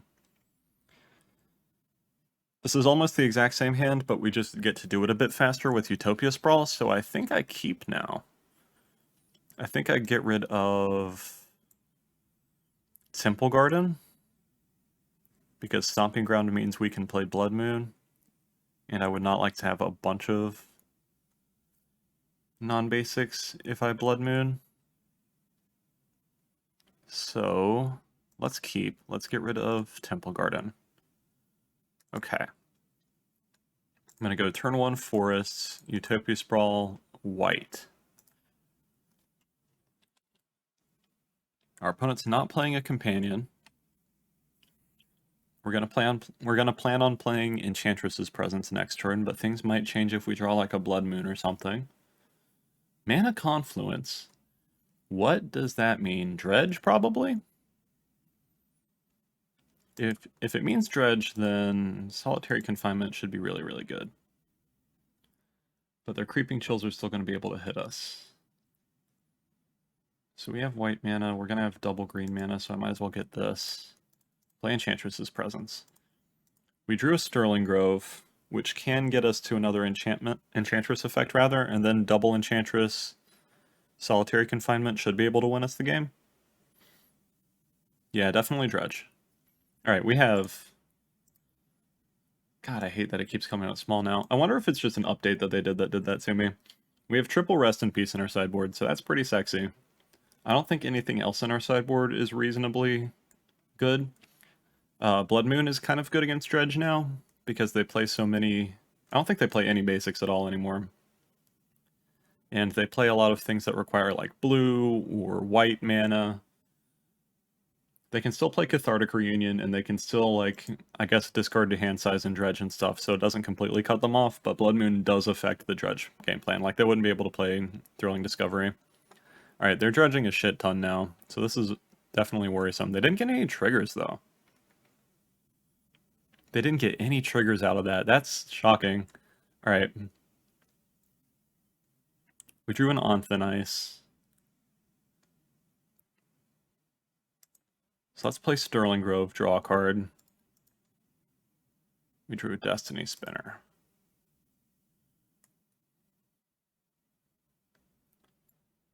So I can pop Sterling Grove at the end of their turn, get another Enchantress's Presence, play Solitary Confinement, and I think that ends the game, right?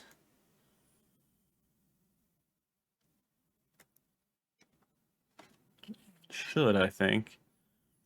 Do I play... I'm definitely playing Stomping Ground, but do I shock it in just to play Destiny Spinner here is what I'm wondering. I don't think so. I think I want the untapped 1 for Sterling Grove, and I think I want to keep the enchantments in hand for the Enchantress effects. And I'm definitely just getting another Enchantress's Presence instead of a Sithis, because they do have ways to remove things. Alright. We shouldn't be able to die here.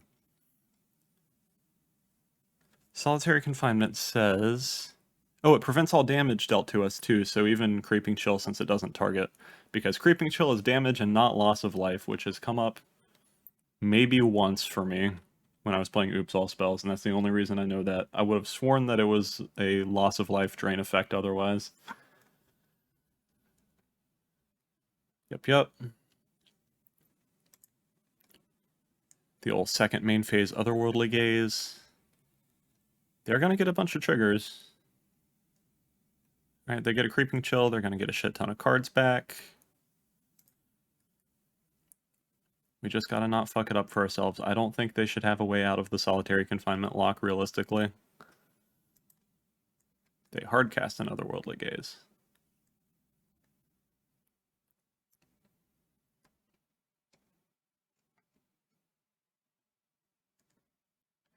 Bunch of triggers. Yup. We're gonna go ahead and pop this so we don't forget to. Put Enchantress's Presence on top of our library.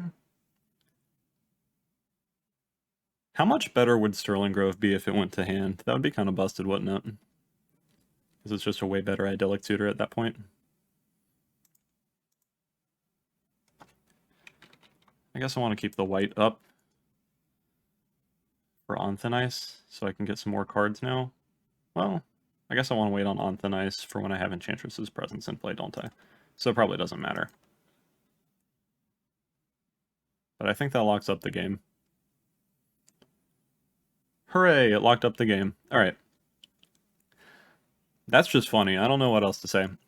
We got really lucky that they whiffed on their turn 2 Dredge like 14 or whatever it was.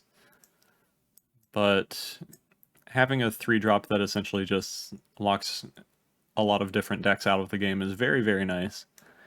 Oblivion Ring is way too slow to be decent removal here.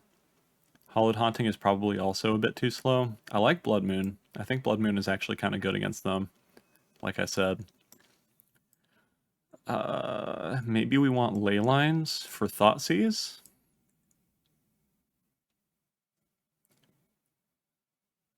That might be a bit deep, though.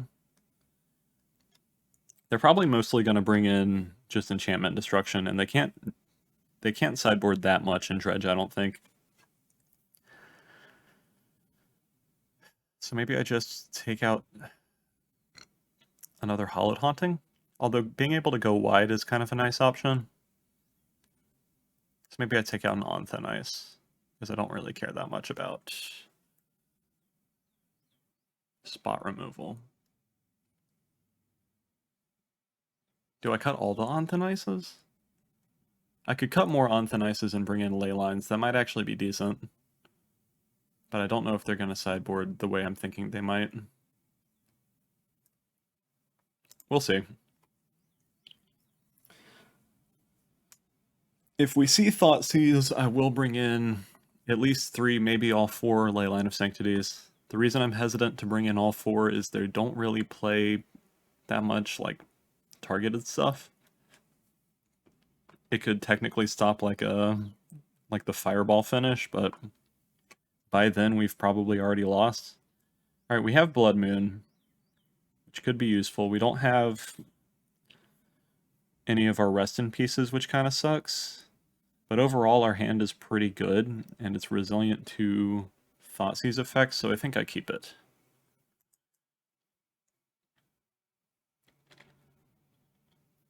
We have 2 cantrips in our hand, and we're on the draw, so there's a decent chance we find something useful here. Our opponent's mulliganing to Oblivion, so that's always nice. I've been having a really lucky run with this deck. It's been very nice. Also, I don't think I mentioned this earlier in any of the games, but I meant to. Enchantress occupies kind of an interesting place in my heart, because I think, if I remember correctly, the first, like,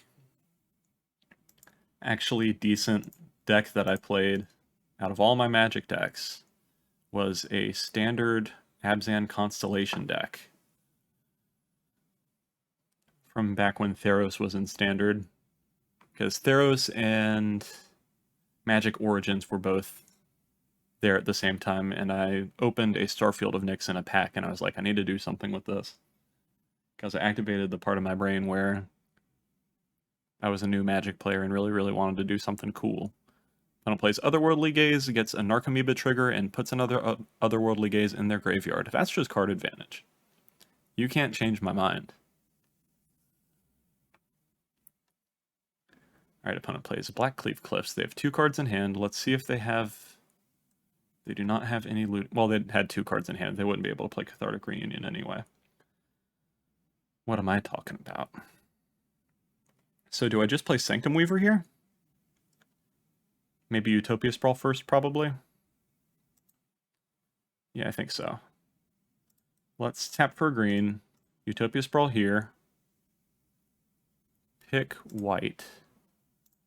Play Sanctum Weaver. And plan on Blood Mooning our opponent next turn, and hopefully that'll buy us a decent amount of time.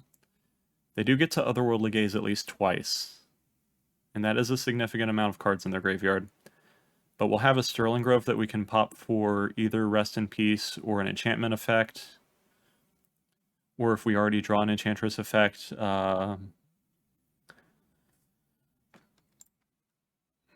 we can try to go for a lock if they get a board.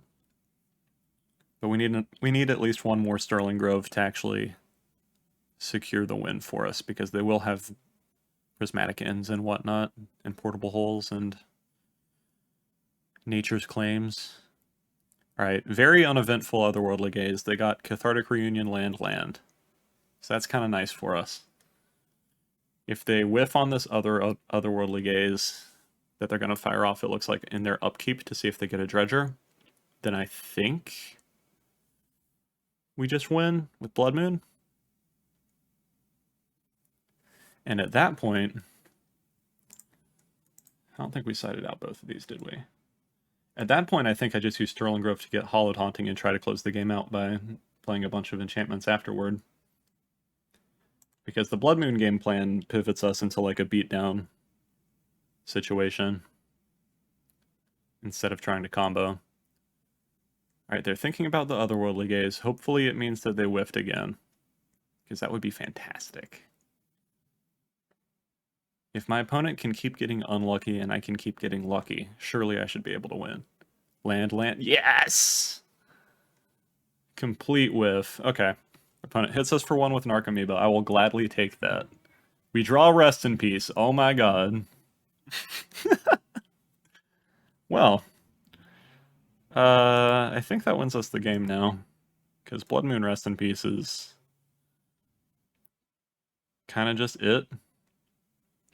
So we go green-white, we play Sterling Grove. We can tap that for red for Blood Moon. We can tap for white here, and then go green-green, I guess.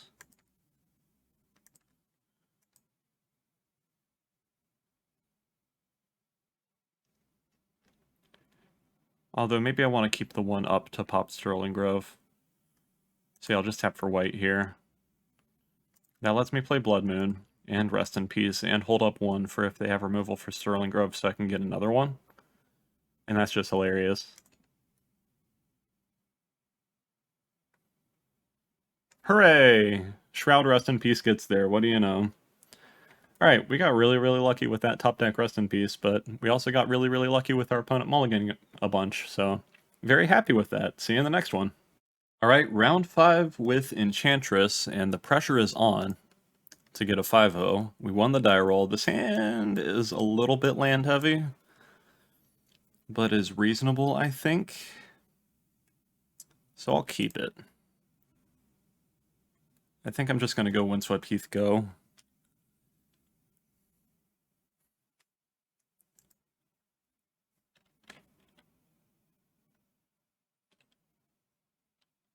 And plan on getting a Temple Garden at the end of our opponent's turn. Opponent plays Bloodstained Mire and fetches. They're not playing a companion. They get a Stomping Ground. And they play a Monkey. Alright, well, we're definitely going to on Thin Ice that.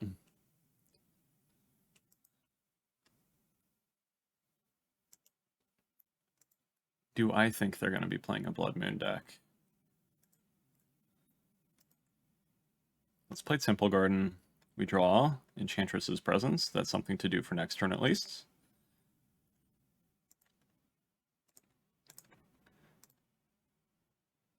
If they're playing Ponza, I'm going to be sad about this on Thin Ice and our future on Thin Ices and whatnot not being very good, but I can't let the monkey stay around, and Destiny Spinner is a bit too boltable to rely on. Okay, they're not. They're playing Jund, it looks like.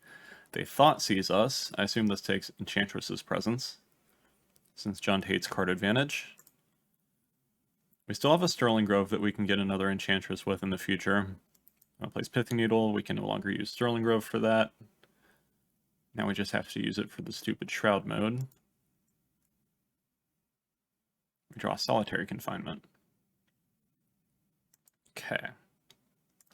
I do think I just want to play Sterling Grove here instead of holding it in hand, because Shroud is still something. They didn't play a land last... Well, they didn't play a creature last turn, rather.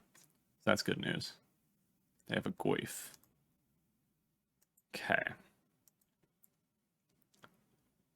We have double Destiny Spinner.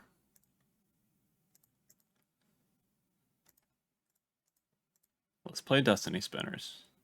Since they have Shroud, and if we draw another land, we can start beating down, which would be fantastic. We're going to take 3. Opponent bolts our face. We take 4 instead. That's fine. We draw a land, so that means we can start doing the beatdown. Let's see. 1, 2, 3, 4.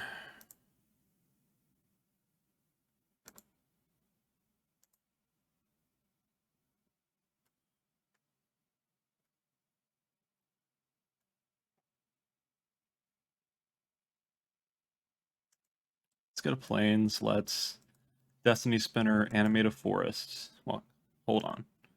I'm going to tap first just to make sure I don't fuck myself up. Go to combat. Everybody at ya. Opponent's at 7. They cannot remove our Destiny Spinners. They could remove an animated land. So we'll see if that happens. They play another Goyf. That means we can't attack in as safely. We draw Sterling Grove.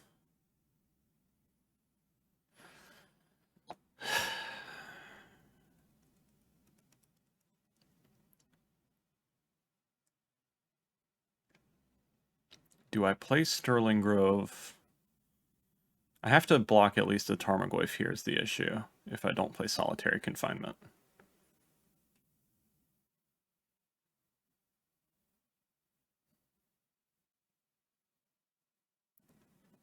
If I do play Solitary Confinement, they don't attack, and I have to either discard Sterling Grove.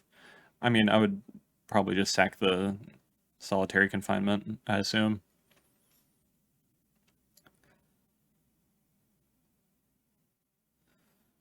So I play Solitary Confinement.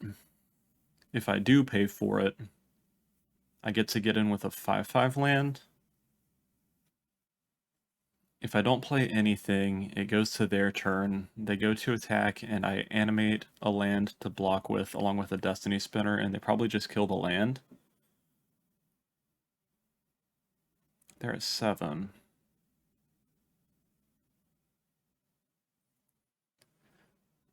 Hmm.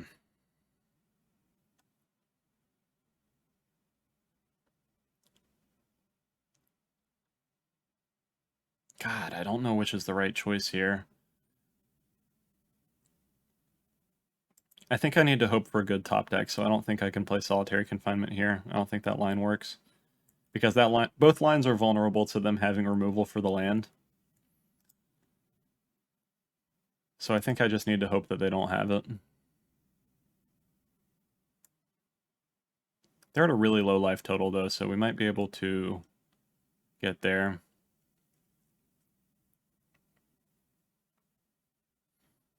And it's going to be a bit hard for them to grow these glyphs anymore, since they can't get rid of our creatures. With destruction effects, at least. They have to block. We have to block with them.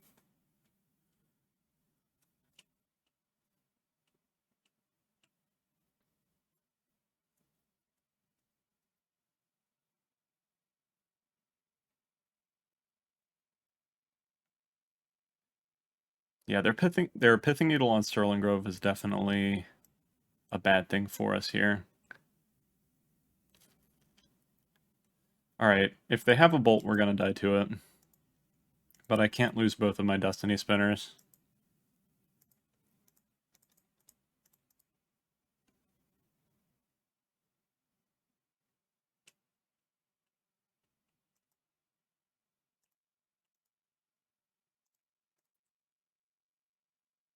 Can I choose to...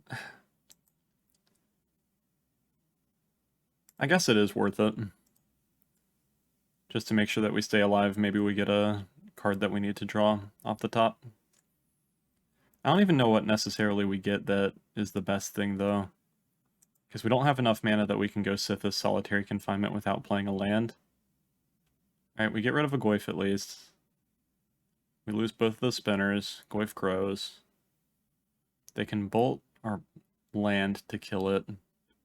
Oh, we do have enough mana that if we draw Sithis, we can play Solitary Confinement and draw a card. So I guess that is something. But then we would need to draw another Enchantress immediately to be able to keep up the Solitary Confinement. Opponent gets Lily. Do they minus or do they plus? They minus. That makes sense. We draw Prismatic Vista.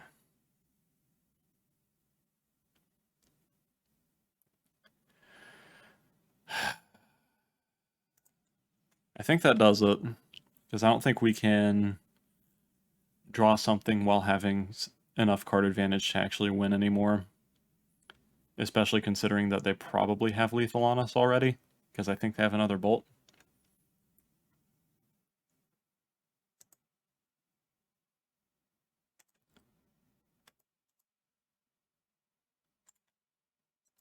Tarmogoyf is at 6, that makes Prismatic Vista undoable, and Ragavan kills us. Okay.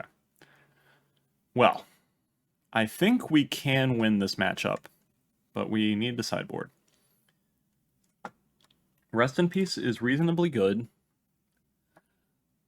Leyline of Sanctity is definitely good. Rest in Peace, I don't think we need a bunch of, but we probably want like 1 or 2. And Flame Blitz might be good enough since it gets rid of Wrenn and 6 and Lily. Yeah, I think I want Flame Blitz. Worst case scenario, I guess I can cycle it. Blood Moon seems decent because they're playing 3 color, even if one of them is red, and they are... We saw Pithing Needle, so they are playing an Urza Saga version of Jund. I keep Oblivion Ring. I think I go down at least one Destiny Spinner. I keep all the Onthan Ices since they're playing monkeys. I keep Hollowed Haunting, I think. Maybe I go down on Abundant Growth, and maybe like go down one Blood Moon, since I don't want to get multiples of it.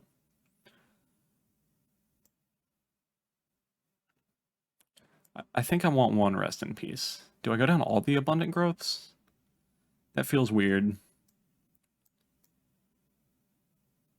Maybe I go down all the Destiny Spinners, because countering stuff does not matter for us in this matchup. And then we can bring in one Rest in Peace, because Rest in Peace shrinks Goyf, and that's pretty nice.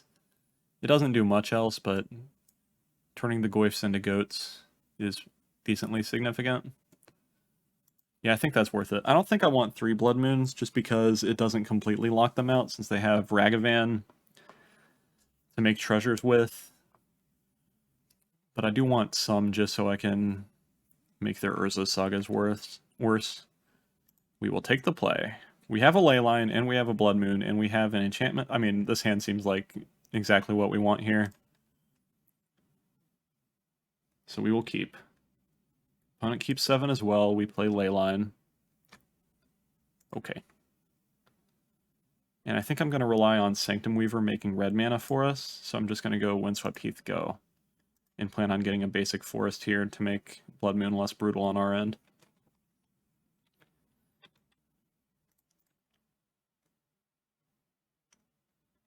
God, I hate that it only says snow covered. Alright, that's a forest. Sweet. We draw another one.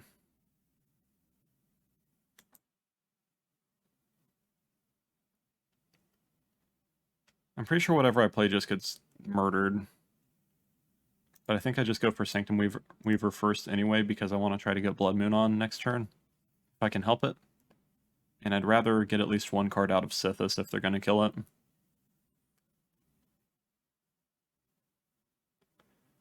If we draw another white source, we can play Hollowed Haunting pretty quickly, and that would be very nice.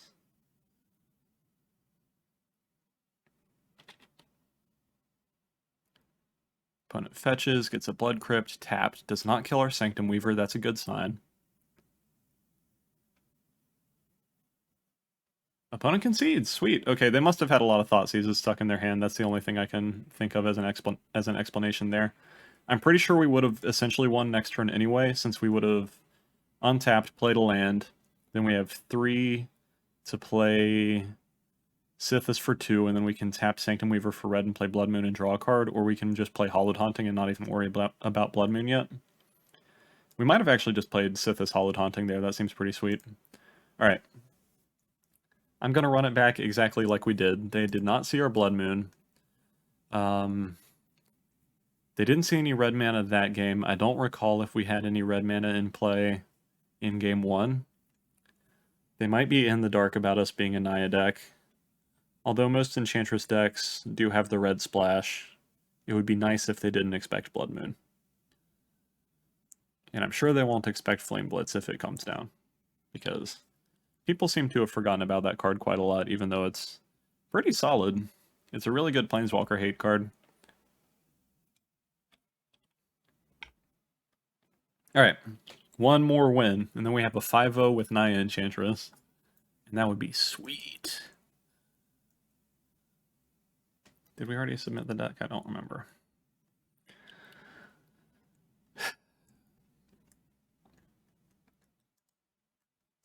Looks like the game's bugging out or something. Okay.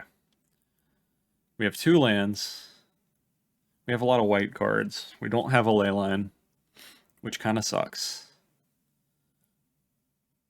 I think I keep this because we can deal with turn 1 Monkey, and then we can play Sithis,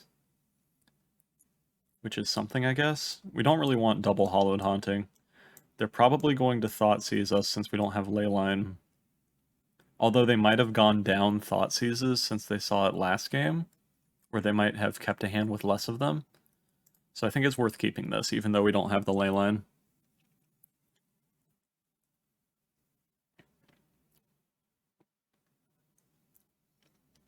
Opponent Inquisitions us. Okay, so that's probably taking Sithis. It might take On Thin Ice. I can't imagine it takes Solitary Confinement already. They take On Thin Ice. And of course there's the Leyline. It's always the 8th card, feels like. Let's just go Plains Pass. Opponent plays a Mountain. Plays a Goyf. Okay. Although it's a bit faster of a clock, Goyf is a little bit less scary than Ragavan, I think, in general. Let's get a Forest. Let's play Utopia Sprawl, naming white. So if we draw land, we can play Hallowed Haunting. Or I guess Leyline of Sanctity, perhaps. But probably Hallowed Haunting. Inquisition. Gets to see our Leyline, very sad. Always the top deck. Probably takes Sithis here. Takes Sithis, that's fine. That does buff up Tarmogoyf a decent amount for being a creature. So we take 4. Opponent plays Torak without kicking it, that's nice. 2 cards in our opponent's hand, we draw land. That's good. Let's play Hallowed Haunting, and we're gonna hope that we can start generating tokens. We need to survive for another turn at least. Opponent bolts us. It's getting harder to survive now, especially since we shocked ourselves. They fetch, get a swamp. They play Lily. So we're going to face down a decent amount of damage here. We'll get rid of the Leyline since it costs the most. We're taking 5, 6, 7, 8 already? God. We're at 2. We draw another Solitary Confinement. That's funny, I guess. So we need to play a Solitary Confinement, get a token, essentially fog our opponent for a turn. They're going to get to plus Lily. We're probably just going to let the Solitary Confinement go away, I assume. They don't have any cards in hand, at least. If they plus Lily, I don't know. Do I get rid of the Solitary Confinement or the Hallowed Haunting here? The Confinement saves me for at least another turn by just letting me fog, but the Hallowed Haunting gives me more of a chance if I get to keep on tapping.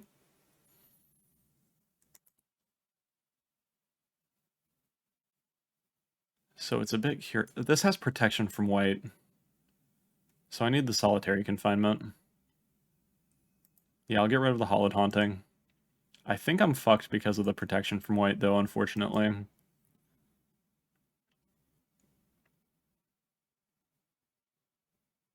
Because I don't think I can deal with Torak, and I have to use the Solitary Confinement to get to untap again. We are not going to discard a card. What do we draw? Windswept Heath. I think we're dead. So we play Solitary Confinement, we get another token, they're both 2/2s. We have a Windswept Heath. We have to pop Solitary Confinement.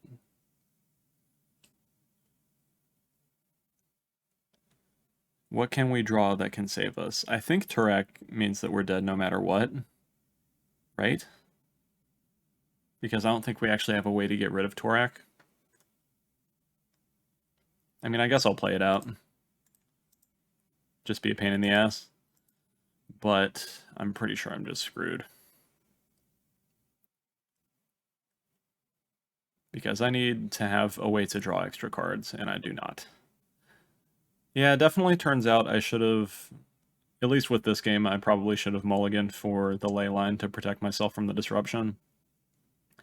It's sad to see the run end like this, but I guess it had to eventually, right?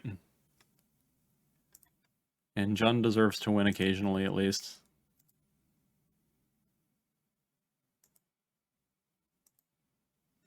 Yeah, protection from white. Who'd have thunk it? Pretty good. Against the mostly white deck that has exclusively white removal and blockers. Now that I think about Torak, I kind of think that I should have kept in at least a couple Destiny Spinners. I still think I would have gone down 1. I guess we could draw Sanctum Weaver and use it as a chump blocker on Torak if they don't have removal for it. But we'd have to... Like, Lily gets rid of... Okay, now they even have removal for Sanctum Weaver, unfortunately. And they can actually just kill us as soon as we pop our Solitary Confinement. So that's game. I'll let them kill us because it's a bit more satisfying, but...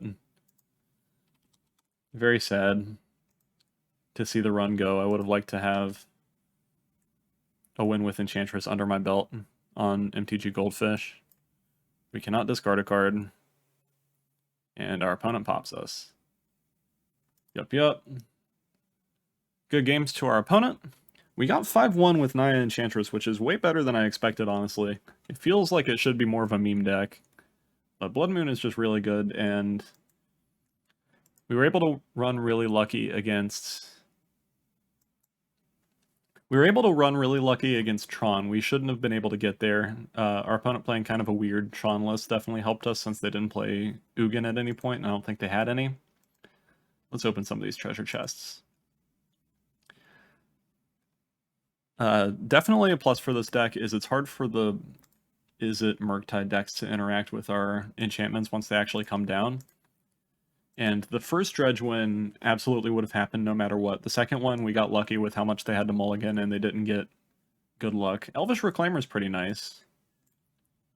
The Elvish Reclaimer Urza's Saga decks are pretty cool. I might play that on the channel sometime soon. Got whatever that is. Okay, let's open up 2 more. I don't know what I want to do with these extra treasure chests. It feels kind of weird to open up 50 of them, but I don't know if I want to sell them or not. We have an avatar that I already got, and decent amount of play points there. That's pretty nice. That gets me over 5k. Alright. So, back to the Enchantress deck. Let me know what you would think of this deck and what you would change with this deck and what you think overall. I was really pleasantly surprised with how well it performed.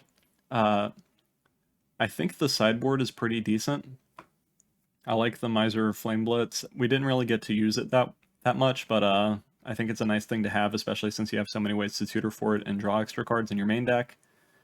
And also Emrakul we didn't really get to actually cast, but would be nice if we ran into like Mill or something like that. I think the next deck I'm going to play is going to be a variant of Hollow One, most likely, because, you know, playing 4/4s on turn 1 and 2 is very addicting for me. I really like doing that, and I had that recommended in the comments.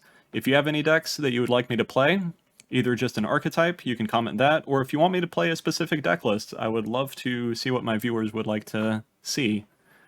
And I'll see you in the next one.